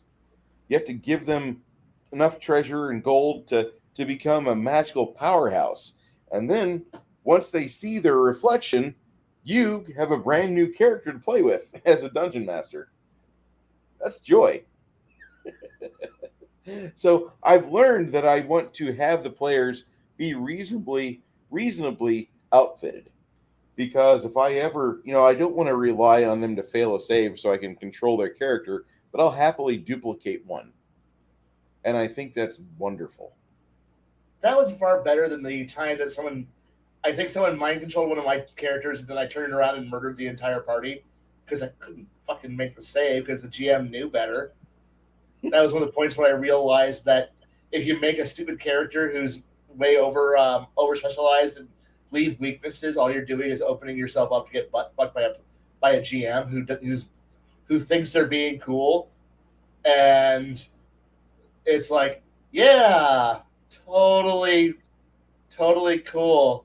I'm totally going to, my character was built to go first. Go first and cleave, right? Oh, yeah, mind control. All right, going first, cleaving, tripping, smashing people, and go. Okay, I've killed the party. It's round 2. What now? What? Yeah, yeah. What did you think was going to happen, GM? Oh, I killed the whole party. No, you didn't kill the whole party. I killed the whole party. You didn't get a TPK. I got the TPK. He's like, you're too happy about this. Like, no, I'm actually no. It's almost that scene from Death of Stalin where he's like, oh no, I'm smiling, but I'm absolutely pure. I'm angry right now.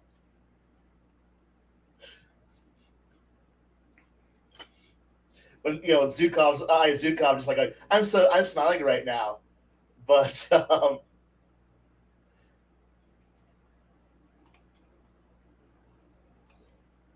oh yeah. Oh fuck. That was a fun campaign. I really enjoyed Rise of the Rune Lords for what it was. It was the atypical, like the standard boilerplate adventure that I think every fantasy player should go through. I think that's probably one of the best. The problem here is that I would have to go find a GM and a group that I could actually go through it. Like, I've never played it.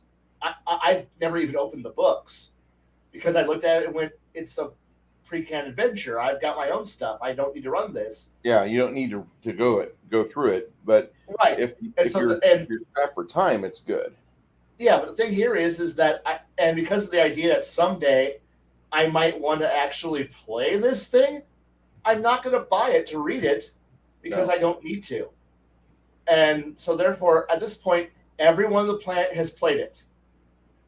And I'm going to go, I haven't, but I know if I get into a group, we're going to go play Rise of the Rune Lords. And everyone's going, I already know what I'm doing. And here's me, I do not. And everyone's going to be like, you need to do this. Please don't tell me how to play my character. But let me experience this. But no, we're gonna backseat drive you. Do I look like a Muppet? Do I look like a sock puppet? Do I have a hand-sized hole up my butt for you to shove it up there and make me talk? Do what you want? No. I was not made by Henson by Henson Studios. You don't control me. Control me. But we're just trying to help you figure out how to play your character and make it through this adventure module just right. I want to find out on my own. I don't know what's going on. Who says we're going to do the adventure right? Well, you gotta do it right because because unfortunately I made the mistake of reading the Kingmaker role campaign book and then probably throwing most of it away on book 3 and going, this is the most terrible thing I've ever written. I've ever read. This is a great rule set for running an empire, kinda, not really, actually. There's ways to improve it. Oh boy, there's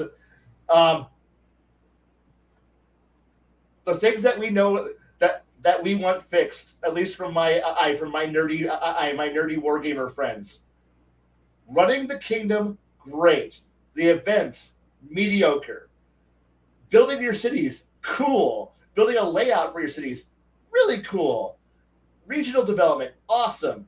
Raising an army, fuck whoever wrote that needs some serious help. There's running a navy. Whoever wrote that thing needs to know what a boat is.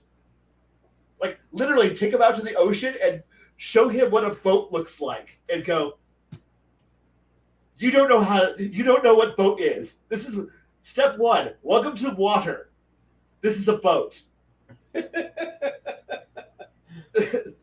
And that is where Kingmaker's Navy sits at, is boat in water. You pay for boat goes places. And I'm like, oh my god, boat is like Army.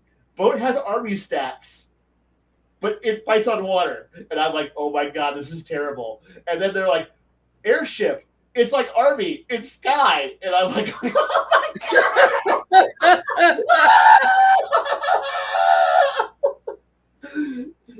And so for a bunch of people who are used to playing like Age of Sails or Victory at Sea or Harpoon or anything else that involves big thing and wet place that goes places and does fighting stuffs. We all looked at these rules and went, it was dumb before. You just kept on falling down the dump chute. I hit my head. I've hit in my head. On every surface. And so therefore we're like, because Kingmaker really just needs to have, like, it should cost money to recruit troops. It should. Yeah. It really should cost resources to recruit troops. According to the game, it assumes that you're using the military guy is using his action to recruit. If I wanted to abuse your game to millions to horrible amounts, I have the census of how many people are in the kingdom right now, and it's like something around like almost, if I counted all the provinces and all the developments, there's something around like 60 some odd thousand people. Yeah. In the area. And I could, as recruit like a solid 10% of that immediately and throw them all out and by rules make them all 10th level characters and go, there's 10,000 there's 6,000 10th level characters. What?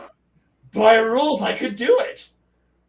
I preferred to go no, because it assumes, well, you go around and you find all the able-bodied people who are of a certain level and they fit the requirement that you bullshit. I put in the rules of no, it's a regional area that doesn't have any of these things, so therefore that's why I put in the boot camp welcome to the military, AIT, advanced, like, here's your class, here's your level, here's your advanced training for your role. Now you're 3rd level, now you go off to go adventure. And went with that. That's why I did it, because otherwise the rules were so stupid that you could just magic, like fucking like goddamn gay rainbow shit. You just say, it's magic. I don't have to explain shit. That was a dumb going on here, where I could just, because we couldn't figure out where a price tag was, because the only thing you got to worry about is the price to maintain the unit, not the price to raise the unit. And we combed those rules like we were fucking like we were going, there has to be something we're missing. There has to be something.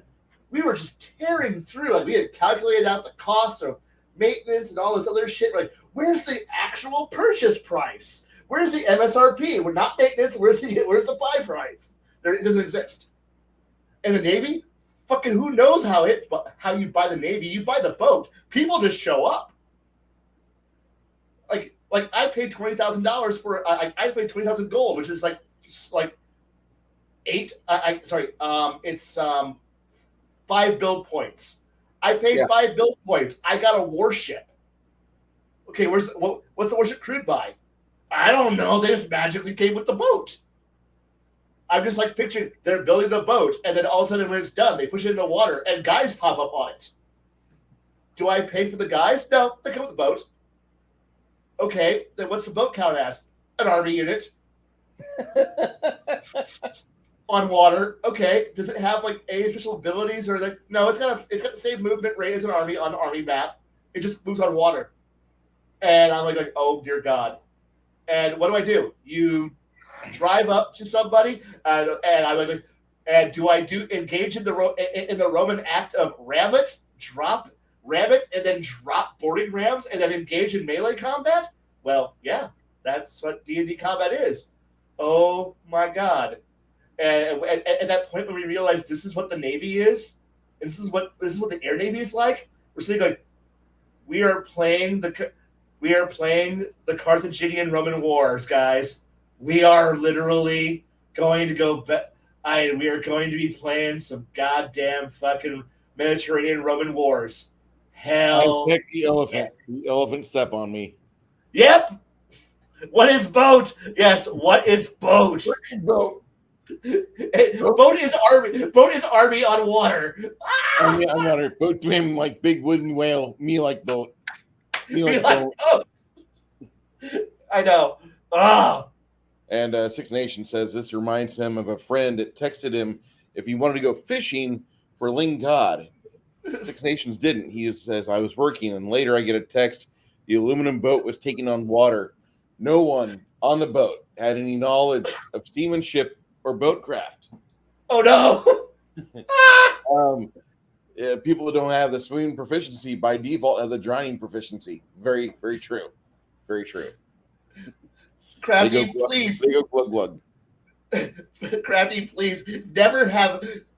Please try hardest not to have a moment where there's rules that you published a book that has this glaring issue in it that will make people go, what the fuck am I playing? If I ever was in the middle of writing something I got tired, I would always put 3 asterisks. So I would come back to it later. And one time I was working on my D&D rewrite that I'm doing because mine will be better than the basic or the 3.0 stuff. I hope so. I hope so too. I read the other day, like, I had 3 asterisks and I typed in, this retarded shit requires me to have a full night's sleep to discuss. I'll be back later. Hey, that's wonderful. Now, case in point, I had bought this thing, the Transformers role-playing game, because I just wanted to have it for cool artwork. But I decided to actually read it for the offhand chance that I might actually want to run this game. I don't. But it's a cool game. It's cool, but I don't think I'm going to find a group of people who will actually be in to play this. I then read through the classes and got to a section that made me go, oh God, nobody was in charge of this book. This book went through production and nobody read it. And I literally was like, please, dear God, did you really just not do anything? Yeah. So, case in point, so we have what's called the Rainmaker and the Seeker. The Rainmaker is supposed to be the big giant boys. Like oh, so you want to play, Omega Supreme or one of the big boys. You're here to do some big shit. And you were built for war. And then they proceeded to use all the text for playing Starscream on the next page.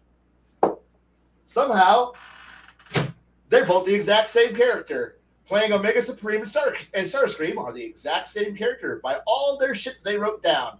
There's no errata. And I'm sitting here going, but what if I actually want to follow the rules and make, Metroplex or someone big? Nope. We didn't bother to read our rule book. And I'm sitting here going, did you just not read? Did you just, you edited it. The game's got editors. I know it's got editors.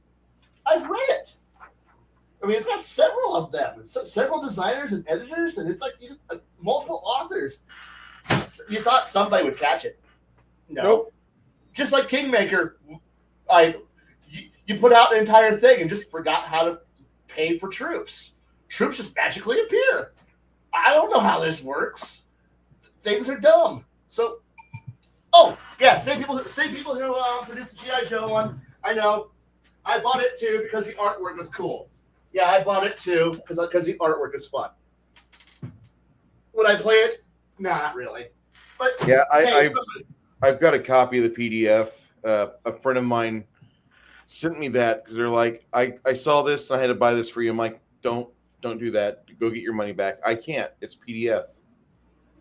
I'm like, God damn it. So apparently the editors went down with the boat. Big lug. Yeah, and it's like they it's don't not talk about Unicron, do they? No, dear God, no. But the thing here is that I'm not going to go. Is the game bad? No, it'd be a nice, fun, easy game if you want to play a nice, flavorful. I honestly, I could probably, with being a good, experienced GM, I could probably bang together the band-aids to be able to make the game work. Much like how playing the Star Trek role-playing game has some glaring problems with that game. Modifius did some major. Man, you paid for the artwork, but you sure didn't make the game very playable. All this stress and not telling you how to take damage. Like, how do you take damage? What are the effects that we need to do to follow this? And we don't know. We let the section out of the game entirely, and going, this game sucks. And it's like there is playable games that are in these books, but it's going to take a little bit of work. But then again, what game was ever put out? No, but honestly, depending on which version of Unicron are we going to talk about here, because I mean, I don't know. The books are written in a way that you can play it in almost any era, like whatever era you want to run in. Do you want to play in G1? Do you want to play in Beast Wars? Do you want to play in the Prime Universe? Do you want to play the Unicron trilogy era? I've got one book I bought. Like, do you want to do the Japanese comic Headmaster stuff?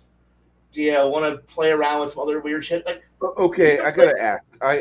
I did not go see the movie when it came out in '86. Okay, or 88, all right, 88 or '86, and then the next season we get the Headmasters, which that was like the death knell for Transformers, because I remember nobody liked the storyline on that at all. Nope. Spike and his girlfriend being emissaries from Earth, nobody cared. I'm like, yeah, this is actually a good development for Spike. This is actually, a very logical path, because he's Bumblebee's guy. He's part and parcel of Bumblebee. He's the human experience we've got. And, nobody wanted to get their hands dirty and talk about, like, why was the Headmasters so unfun to watch? And I kind of like the Headmasters series, but it got into body horror a little bit, and then just like Sunbow dropped it like the season after, if I remember right. They were like, nobody's watching this shit. Really, the kids have evolved. They're going to Teenage Mutant Ninja Turtles. Fuck this. Yep. You remember that? Yeah. But okay. Yeah, but you're looking at this and this weird era that happens, like because unfortunately season 3 was cut short. So sorry, the last season was cut short, like almost immediately after the it's the hate plague. It's going to kill everyone. Optimus Prime, drains out the matrix of leadership, and now it has to refill, and there's nothing else after this point. But what about there's nothing else after that? Gen 1 ended right then. Except for all the comic books. I don't remember anything after, like, the first year. I remember, like, you had a bunch of stuff you could go into, but they did not. They failed. They dropped the ball. I don't know what happened. But, like, you have Hot Rod or Rodimus Prime now. And, yeah, Galvatron was the replacement for Megatron, wasn't he? What you're looking at is Okay, you're kind of misremembering that there's also that there was an actual season 3 that happened after the movie that was Galvatron and Rodimus Prime and Yes. all this other shit, and then less like Optimus Prime is dead. 11 episodes later, Optimus Prime is back, but no, he's an evil zombie, and he blew up in this in a supernova, and he's gone. Really, believe us. And now we're back to Satimus Prime, who's sad about the fact that he's not as cool as Optimus, and we all know it. You suck. And then suddenly Optimus is back again. Isn't it great? We realized that this was a mistake, and now he's back, and now everyone's angry because the Angry Plague is currently, and it's like it's the last. It's season 4. It's the Angry Plague. It's so bad, evil. I forgot about season 4. I thought season 3 ended it. My bad. No, But there was a season. You're right, after the movie, and Yeah. nothing really got done in that season, if I remember right. No, and the thing was the Americans dropped it. I dropped it after the hate plague episodes, which was the big multi-part thing where it's like, and it ends with the Matrix leadership going, oh, it's now empty and now has to refill with all the wisdom and goodness, and that was the end of the American series. And now and the show is now picked up in Japan, and that's where the Headmaster stuff comes from. And like you saw something sold, but now and this is the point when the Japanese timeline starts, where it's no longer the American cartoon; it's now a Japanese cartoon, and it goes on for a very long time through multiple storylines and weird things, and it just keeps getting weirder and weirder. And was it good? It was okay, but Okay. it's also Japanese, so you got to realize major changes in personalities happen because it's just how it works. And It can't be any worse than what happened to the video game Sin when they turned it into an anime Sin. you're right, but Okay. I mean, but the thing here is that you just got to realize that it's going to eventually reach to the GI Joe system does complement the IP.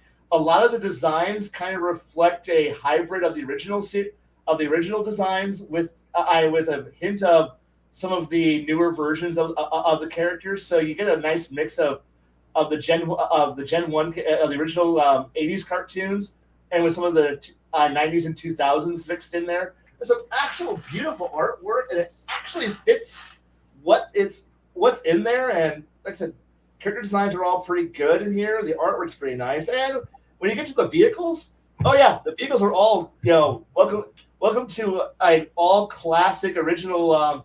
If you want stats to the Sky Striker, we got them. And so if you want the GI Joe F-14, we got them. You can have them. And let's see, we also got all the weird shit that shows up in the opening the movie opening, which is the best opening I've ever seen in animation. Wait, ever. which movie opening? GI Joe. The GI Joe opening movie. The best 3 minutes of animation you're ever going to watch ever. Yeah. Is that the one they're on Statue of Liberty? Yep. Yep. And it's just massive amounts of just crazy over the top fun.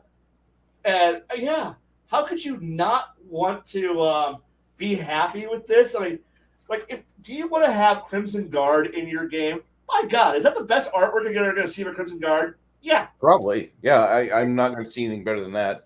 Although No. I will say that G.I. Joe Renegade was okay. Yeah, it was fun. I mean, come on. Major Blood actually looks good in this version. I mean, Yeah. if that was the action figure they're going to have a Major Blood, I'm like, okay, I'll take that. That's a good version of him. I mean, you got a nice art. You got a nice artwork of Destro. Like, yeah. Like, I bought this for the artwork. I didn't finally a cover commander that you actually want to go. Yeah, I can follow that guy.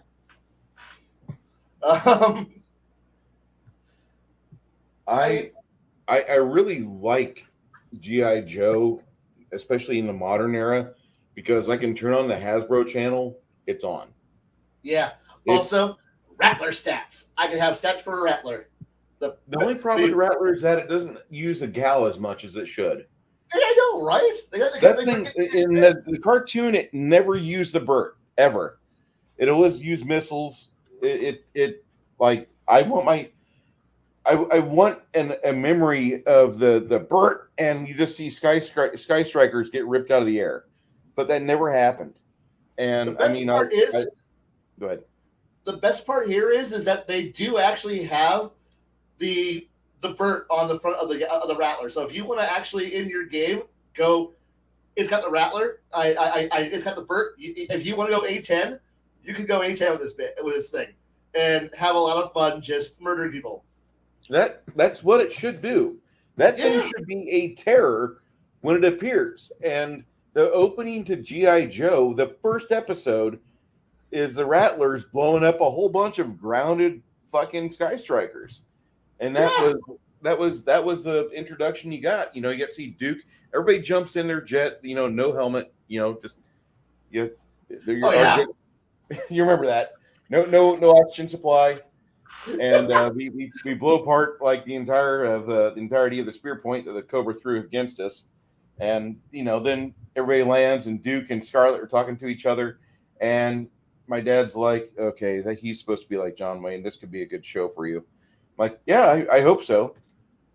Yeah, it was a lot of fun. I remember G.I. Joe. That didn't disappoint me like fucking Transformers did, because Transformers, they had a movie. They're like, we're not making enough money. We need a movie. Let's kill off the entire like 2/3 to 3/4 of all the robots. So you have to buy new toys.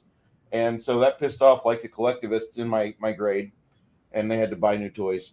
And then they had season 3, which wasn't that great. And season 4 was the headmaster stuff, and we all just left. But G.I. Joe guys, they bought the flag, they bought an oil rig for Cobra Commander to rule from. There was multiple bases.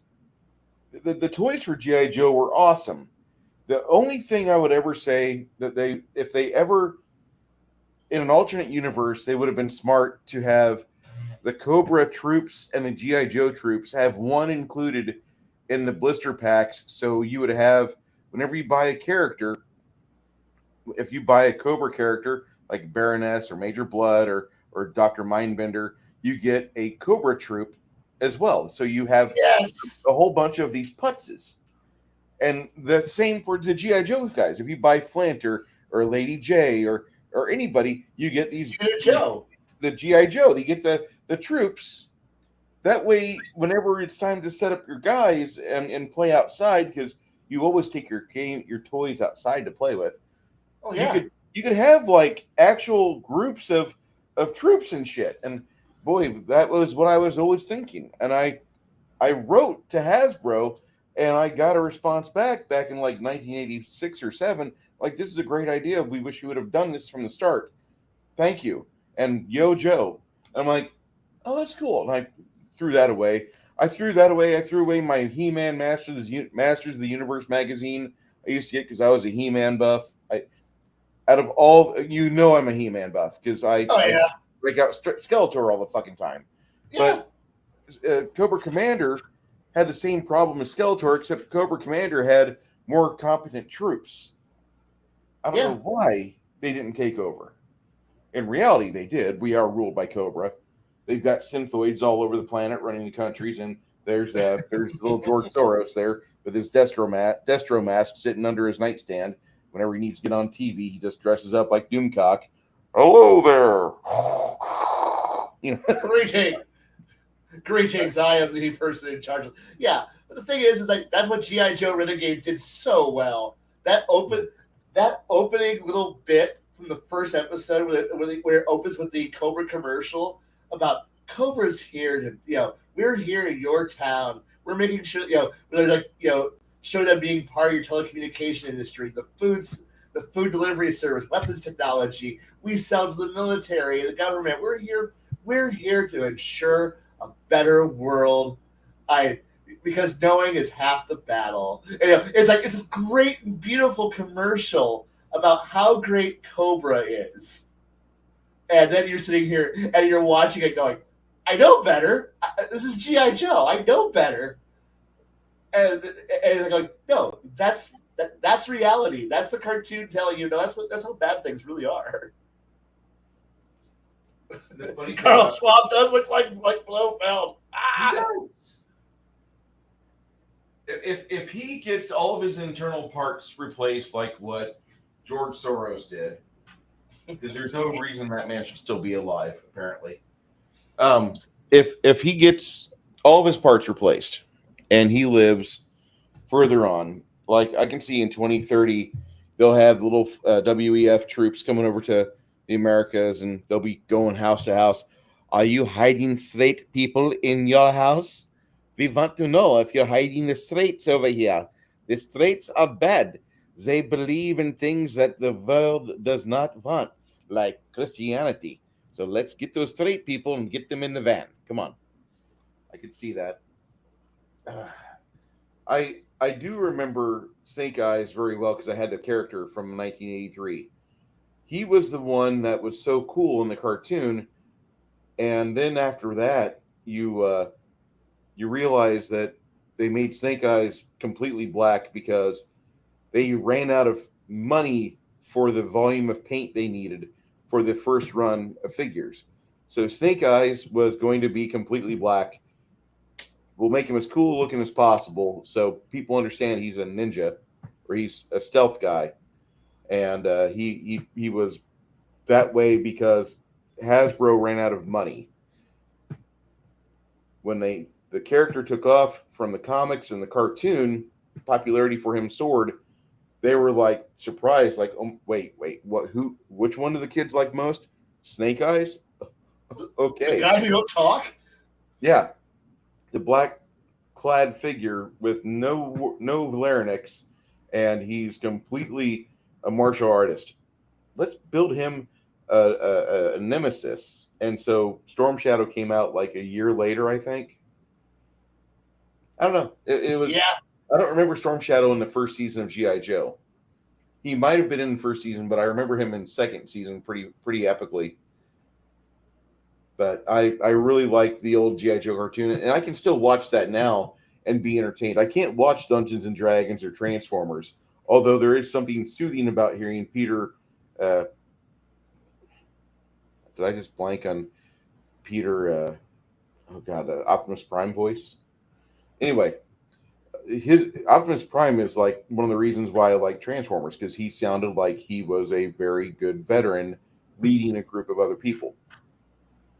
And I think a lot of guys like that. A lot of people saw that. People that I know in military, when we were talking about our growing up, we always talked about how we love Cobra Commander because he was such a whiny bitch. But the same voice actor played Starscream, and he was a whiny bitch. He also played Decompose in the aforementioned Inhumanoids cartoon, which is a neat idea, but don't watch it all at once because there's plot holes everywhere.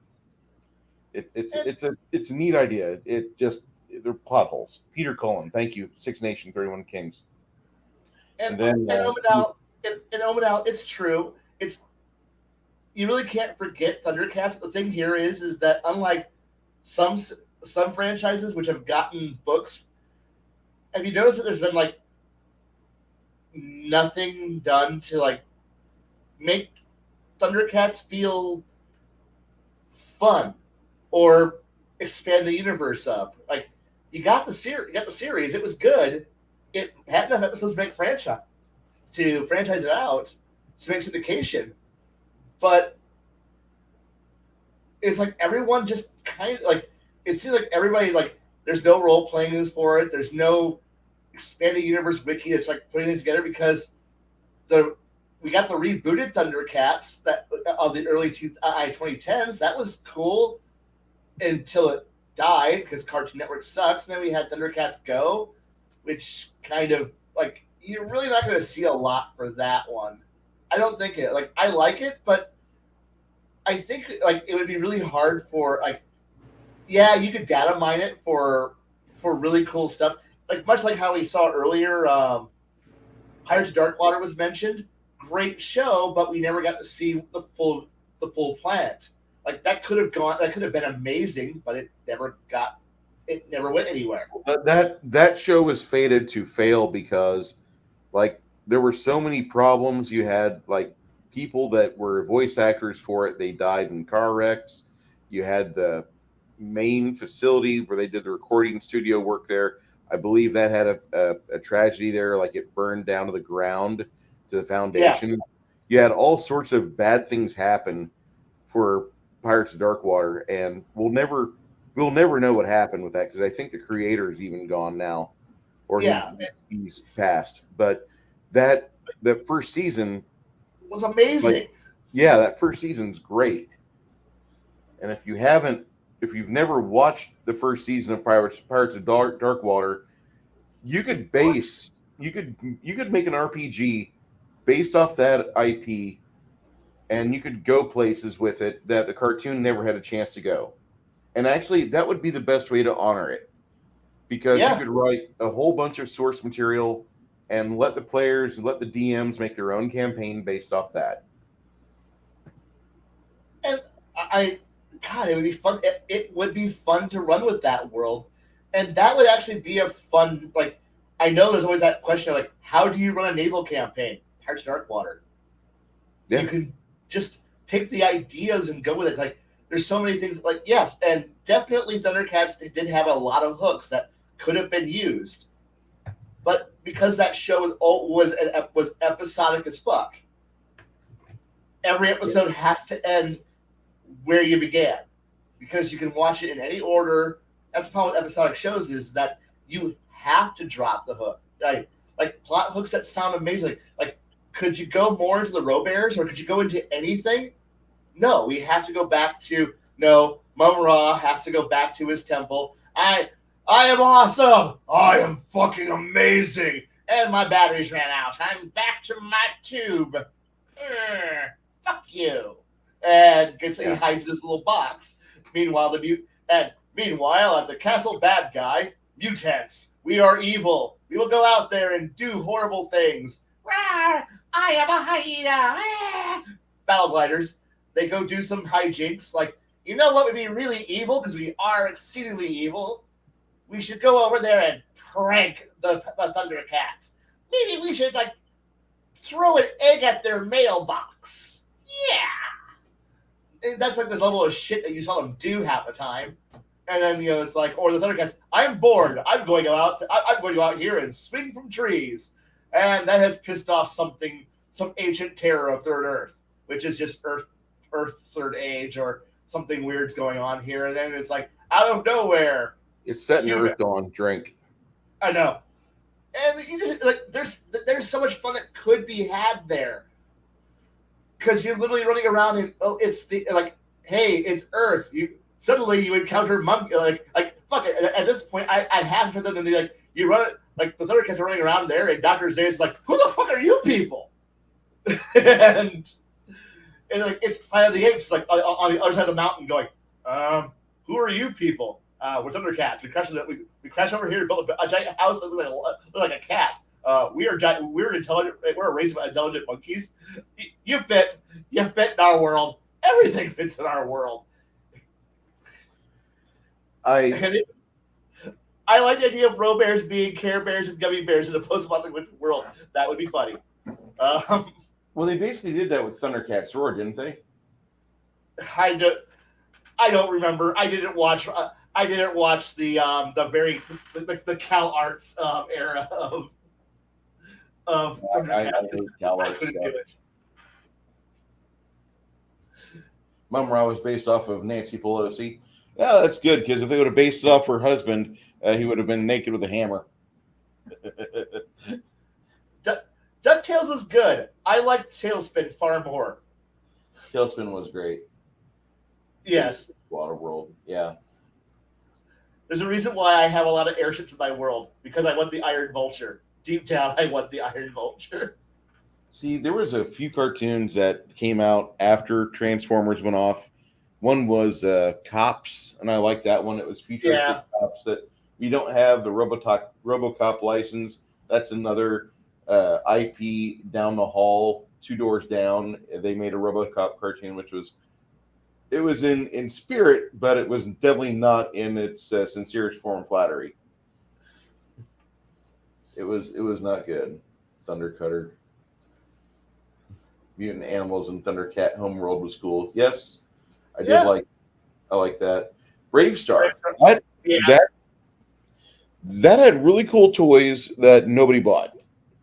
You had fucking infrared laser shit you could do with all your Brave Star stuff. You could have shootouts, like real actual shootouts, and you would know who won or lost because the toys would tell you you got shot, backpack falls off. And that was it. You had to wait to reboot like 30 seconds later.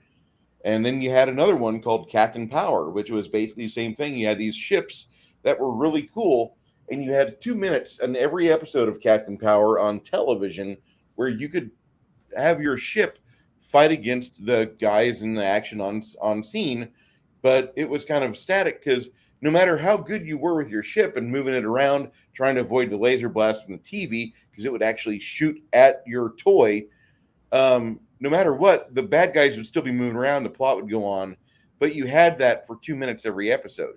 They did instead have VCR tapes where you actually went after the main bad guy in a series of battles, and it was like three tapes for Captain Power. Really cool stuff. Captain Power was probably my favorite of the late '80s action toys because you had a really good plot.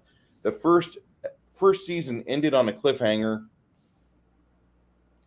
The girl that was supposed to be their love interest for the good guys, she got the shit blown out of her, and it was a very good cliffhanger. But then at the very end, like instead of their base being completely annihilated and Captain Power being killed, the bad guy who remembered Captain Power was the son of his old war buddy, and he's dead now.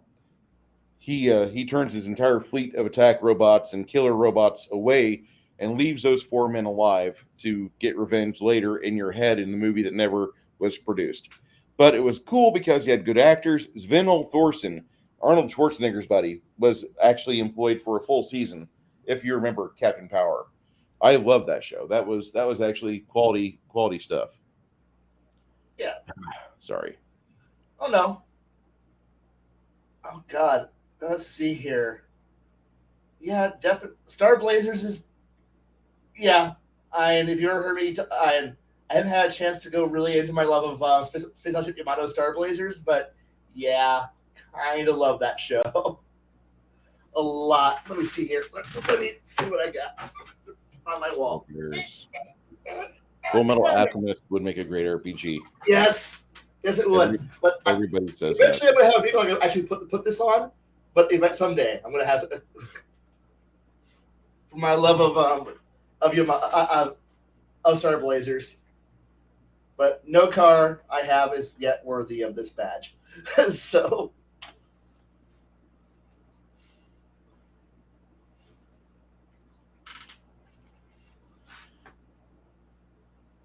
I never got to see Star Blazers. it's a, Is that in the same universe as Star Chaser, the Legend of Orin? no.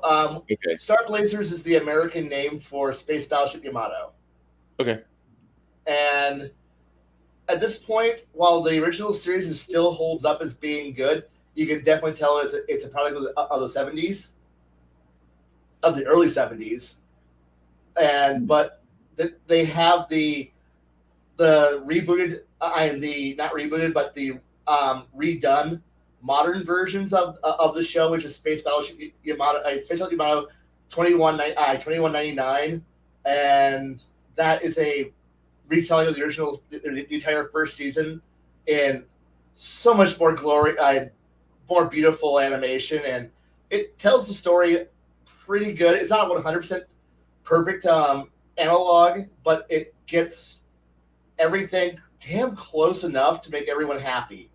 And then its sequel series was actually pretty damn good, and somehow that managed to both make it better and fuck it up in equal measures to the point where it balances out. Where you go in going, this is gonna be awesome. It's so close, and they're changing things for the better. It's so cool. It's so much more awesome. And what the fuck just happened? Okay, that's dumb, but that's cool. That's dumb, and you're kind of playing this almost like the measurement of crap and good, and it somehow balances out at. No, that's pretty awesome still, but you're sitting here going, but one more crap moment, and it would have been a shit. But come on, this is damn good. I know I've had a lot of arguments with other Yamato fans over what parts were awesome and what parts were good, and there's the eternal split between those fans of the Andromeda, which has either the actual real Andromeda or the sombrero Andromeda, which is the carrier version, which has a big funny hat. And people are like, I like the new version. I hate the new version. And there's like this little war over who likes this cruiser, this battleship more. And it's just like, and then it's like, well, I like the new sword missiles. Ew, sword missiles are dumb. But sword missiles are dumb. Some people, I like sword missiles. Shut the fuck up. I like the new battle robot. Battle mechs. Shut up. But getting to watch the hyperdimensional submarines act, show up and do something really awesome, and I'm like, that's cool. Oh, cool. The Ark of Destruction is way, way, way different. It's both cooler and lame at the same time.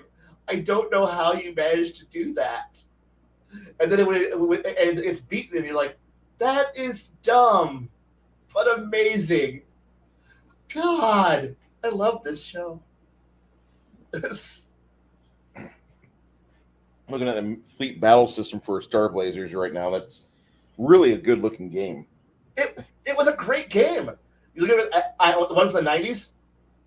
I don't know. It's starblazersonline.com. Oh. Where's the fuck is it? I know I've got that. Yeah, fuck you. Yeah, I have that.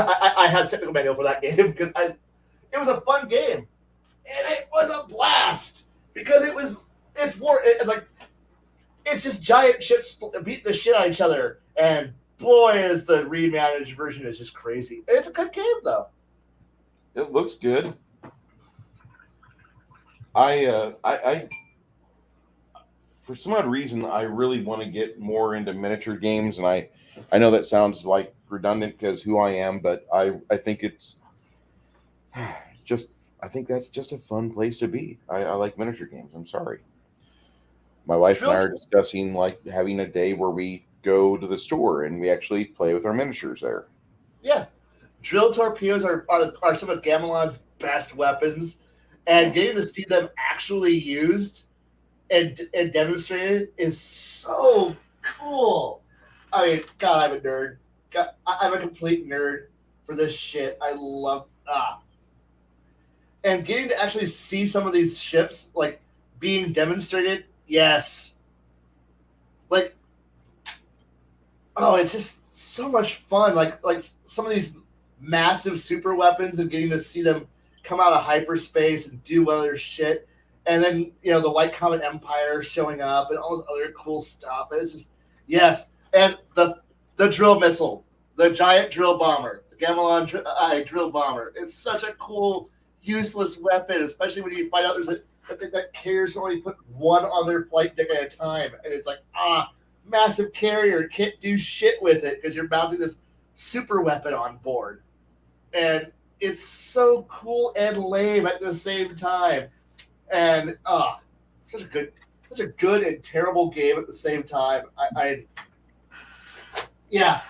And then getting to watch the crazy ass shit that the Yamato does. And you're like, don't ever try to, like, when you play the miniature game, it's like, don't ever think to yourself, man, the Yamato will ever perform like it does in the actual anime. It will not. But it will do amazingly dumb bullshit, and you're going to love every second of it. I love it. And yes, Renegade Legion Leviathan did die an untimely death, but it lived on as Renegade Legion lived on in both Crimson Skies, which was Prince's Renegade Legion Interceptor, which with a new paint job on it. It really was. And Leviathan was reborn as BattleTech Battlespace, which was such a badly written game because it was trying to slap Renegade Legion on the BattleTech, which was never what it was meant to, and BattleTech has been its space combat has been lumbering in this weird half mutant form ever since, trying to like shed off Renegade Legion, which is a shame because it's a great game, but it's not BattleTech because Battlespace doesn't have the big punching weapon like the big the big main gun. Let's see here. What gun am I talking about again? Yeah, the big spinal mounts. You just don't have the spinal mounts for these. If you can't tell, I like space combat. It's like and I'm currently writing how to make fantasy anti-aircraft guns more effective and actually use logic on how these guns evolve, so that way it isn't just simply you just pour it over a British anti-aircraft gun. No, I didn't. I went through a lot of steps to logically evolve from guys with bows to a bigger weapon, better mounting system, figure out how to make it better, and all this other shit. Like I think I have a coffee moment in my general chat, in my general musings, which was describing just how the fuck would I build a better, more automated because fuck dragons,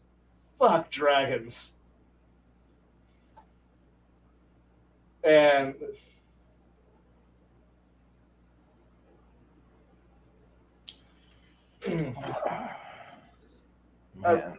I'm sorry, my brain goes in 100 directions at once. I'm sorry.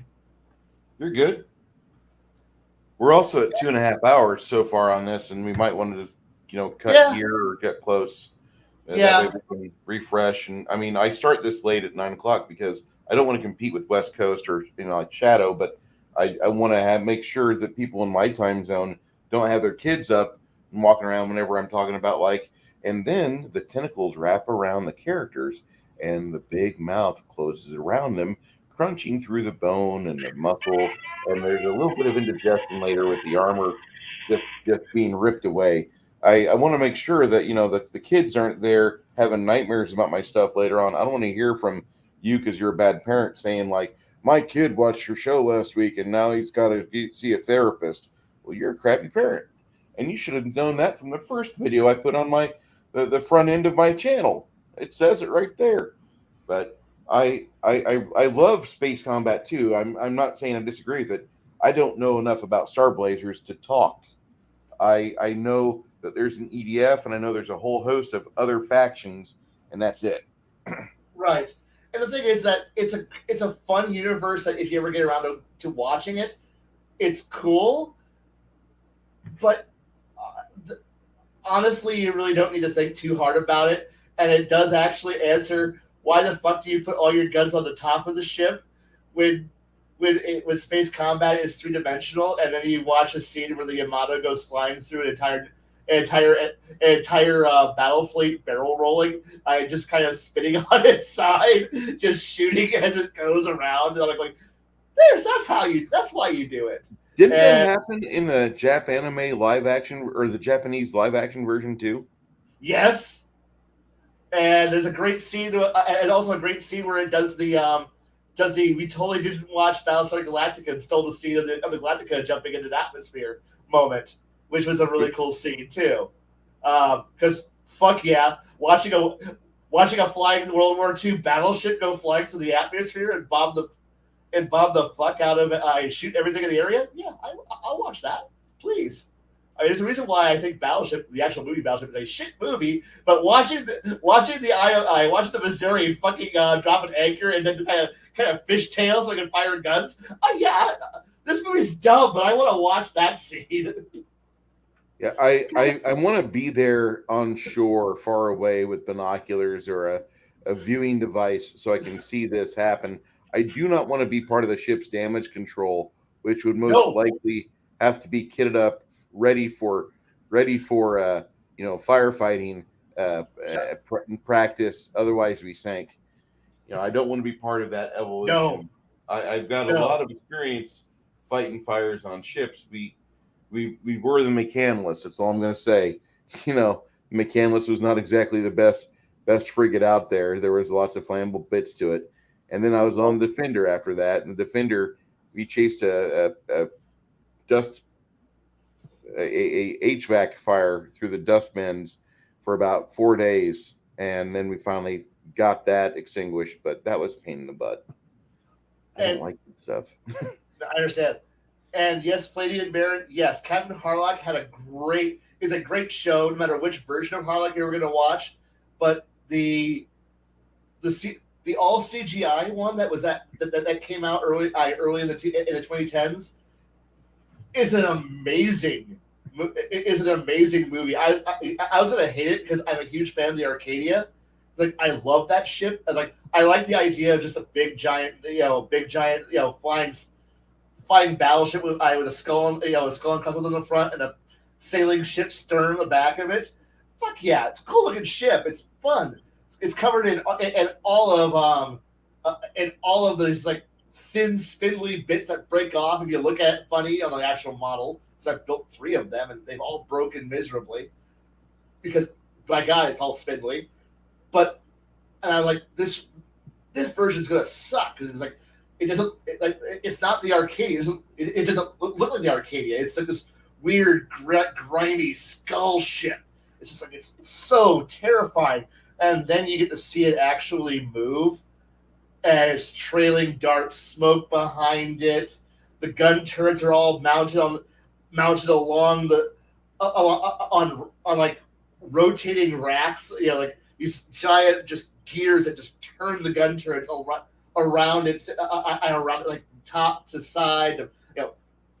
It's just a beautiful thing. Like watching the ship glide through combat and watching these gun turrets just rotating around the hull, firing and then rotating to the next target they gotta blow up, and it's just like this ship is phenomenal when you watch it animate. You can see all these big clunky Earth fleet ships that are just so badly designed. You're like, well, these are horrible. They're meant for space combat, which is they're meant to look more like they were meant to go fight in Legend of the Galactic Heroes. That universe is where all guns are pointed to the front, and that's all you ever do. And then you watch these giant, huge, lumbering bricks, kind of like what every utilitarian retard in sci-fi is like. This is the most optimal spaceship you're ever going to encounter in a space universe. It's a sphere or it's a box with guns on it. Because the Borg is practical, and you watch these giant lumbering ships, and then you watch this graceful death machine just come slicing through everything. Plus, you get to watch Jupiter be used as a lensing gravity weapon. And I'm like, this is so fucking awesome. Flady echoes the sentiment that I remember. Don't watch the Star Blazers porn. The wave motion gun, complete The letdown. toll. Yeah, I can believe it. we've all seen that. Well, most of us have. Yeah. What was the Japanese company that won off the pop media? There's the Vampire Hunter D statue. Whoever did that, they need to do the Arcadia. It says 6 Nation, 31 King. There's a lot. Like whenever they put out an Arcadia, it always looks cool. But whenever I built one, in various sizes, they look really awesome on that spindly little base that they give you, so that way it looks cool in this flying pose. And then one of my thunder-footed friends will come over, and then gravity wins. And spindly antennas that come off the ship that look really awesome don't win. And then I'm like, that hurts. And then I try to repair it delicately, put everything back together, and I go, I love it. And then thunder-footed friend will come through and different thunder-footed friend will knock it over, and then a wing comes off, and I'm like, fuck. and then a gun turret pops off, and then falls into the void that all miniature builders knows exists when you drop a small part, and it falls onto your floor. The floor is clean. It is bare tile. There's nowhere for it to. You should be able to track where it went. But obviously, a wormhole is opened up in reality and sucked your part into it, and then closes up behind it, and you will never find it again. And then I go, well, that was fucking stupid. And then I go out and buy another model. And yes, it isn't honestly a boring thing, but whenever you see people go, the practicality will be this is the most optimal design for internal volume based, the ability to mount the most armor on a design, so that way you have the most protection versus internal usable space. So therefore, it should be a sphere or a cube. All of these pretty cool ships that are long needles, even though the fact that needles would actually fucking need to happen because you need to dump space and space. You need radiators, giant radiators, which is why Renegade Legion ships. If you ever see Renegade Legion ships, which I will happily show one. Let's just pull a random page. Anyway, Renegade Legion warships will have these giant fins all over them. You're like, why would you put fins on a spaceship?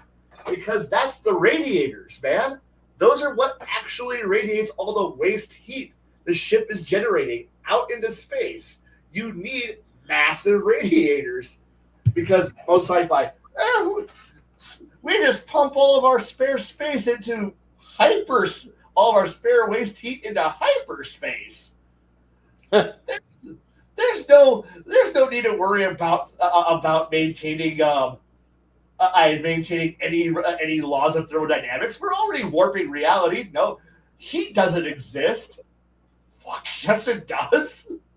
Noise doesn't exist because the warp engines on the Enterprise are deathly silent. I would be terrified.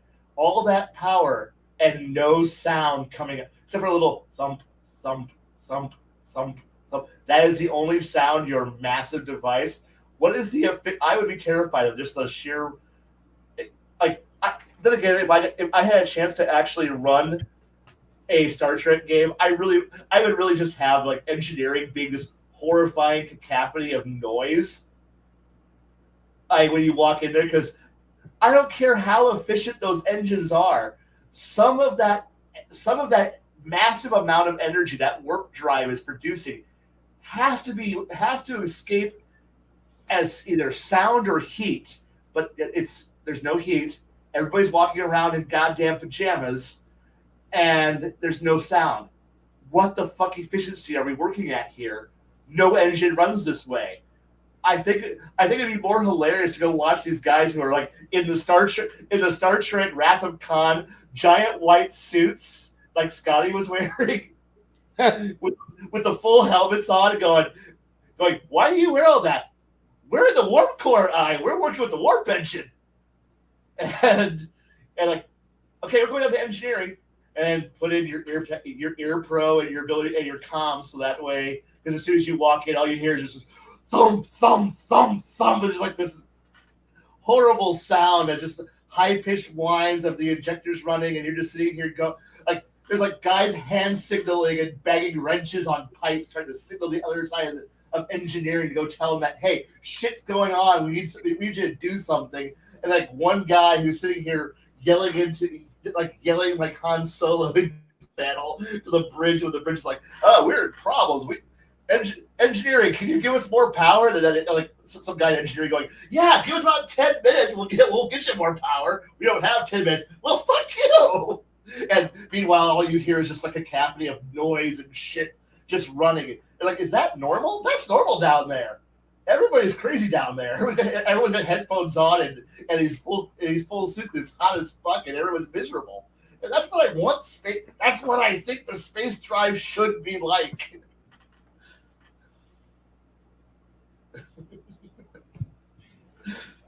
I think at some point we need to get you to sit down with some writers and just kind of like have you actually give them direction for either a background for a game or a game itself. No offense. I mean, It'd be hilarious. Like I just want the rules being like look, if you're an engineer, you're crazy. Okay, congratulations, you're literally working because like what are you? I am like I'm the most hyper smart person in the entire universe. I had to go through a I had to go through a 5-year academy course just so I could learn how to run the antimatter matter injectors.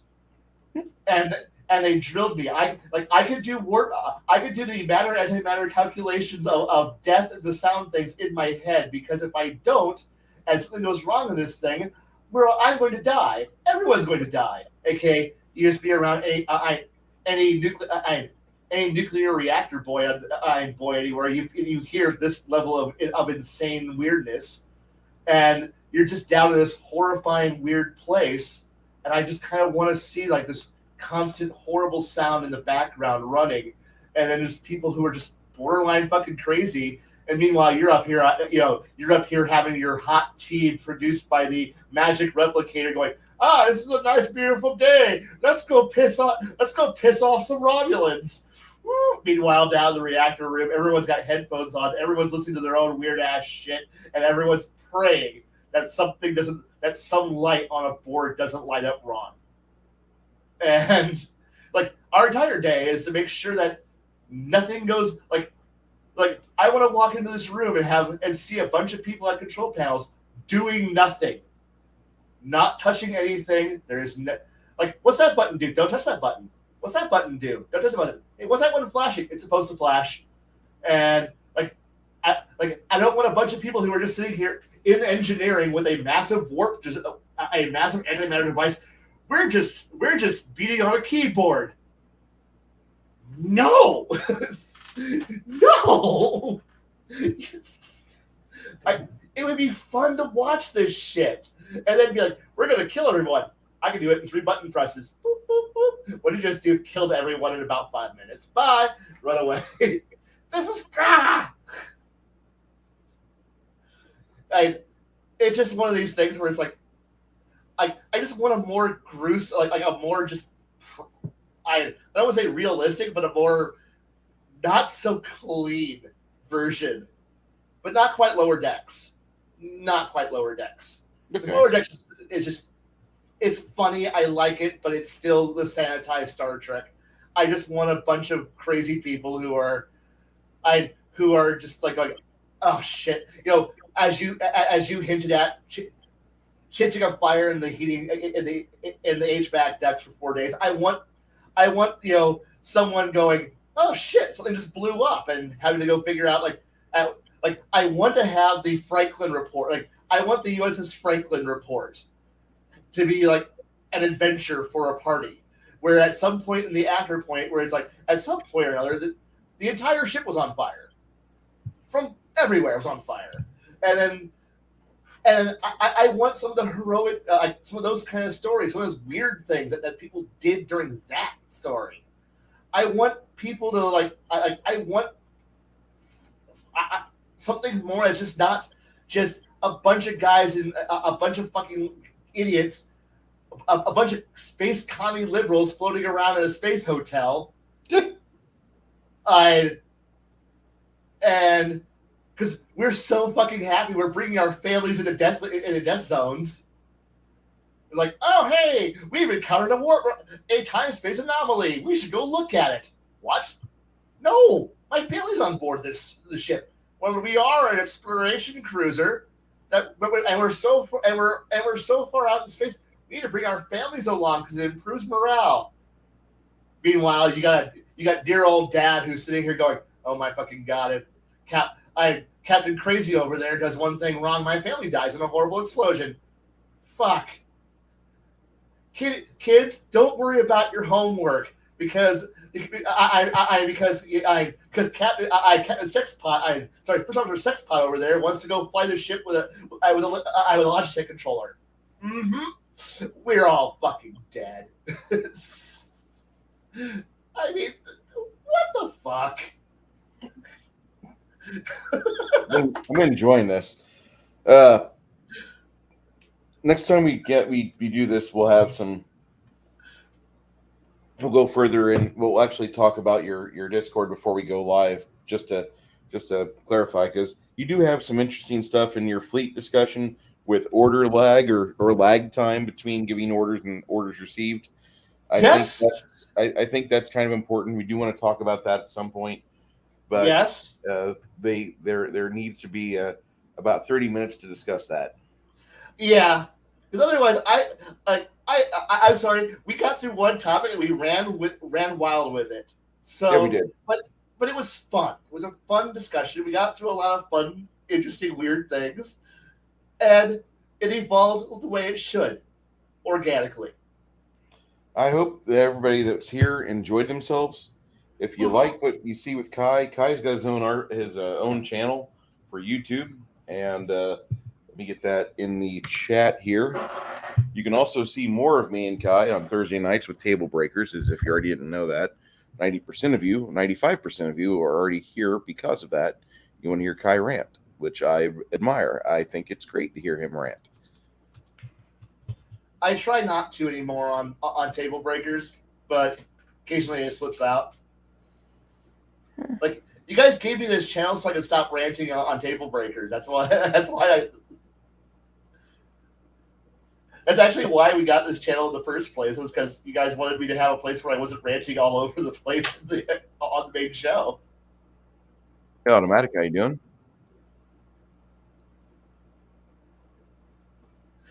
Here is. Go ahead.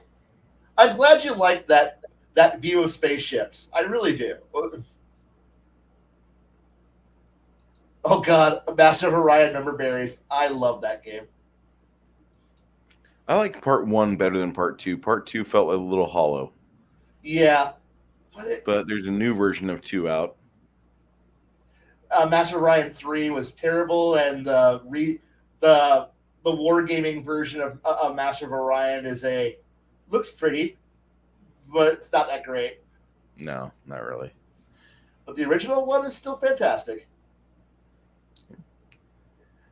Want to thank everybody for showing up tonight. We had a lot of fun here. I'm Bruce. This is Kai. We will have more discussion for you next week on Table Breakers. I forgot what our topic is, but we'll get it before the show. And then we're going to be doing more RPG stuff. We're going to be doing more one-shots, continuing what we had started. So I hope you guys enjoy that. Kai, you want to help lead us out? Hey, if you're watching this on the replay, I'm glad you made it this far through. And if you're watching this live, thank you for sticking around the entire time. And anyway, we're all busy, I know, but thank you for giving me at least some of your time. And I hope it was worth it. If not, leave a comment. If you liked it, leave a comment. But if you like, comment, and subscribe, we will start to give you all the bullshit things that you expect from us bad YouTubers and live streamers.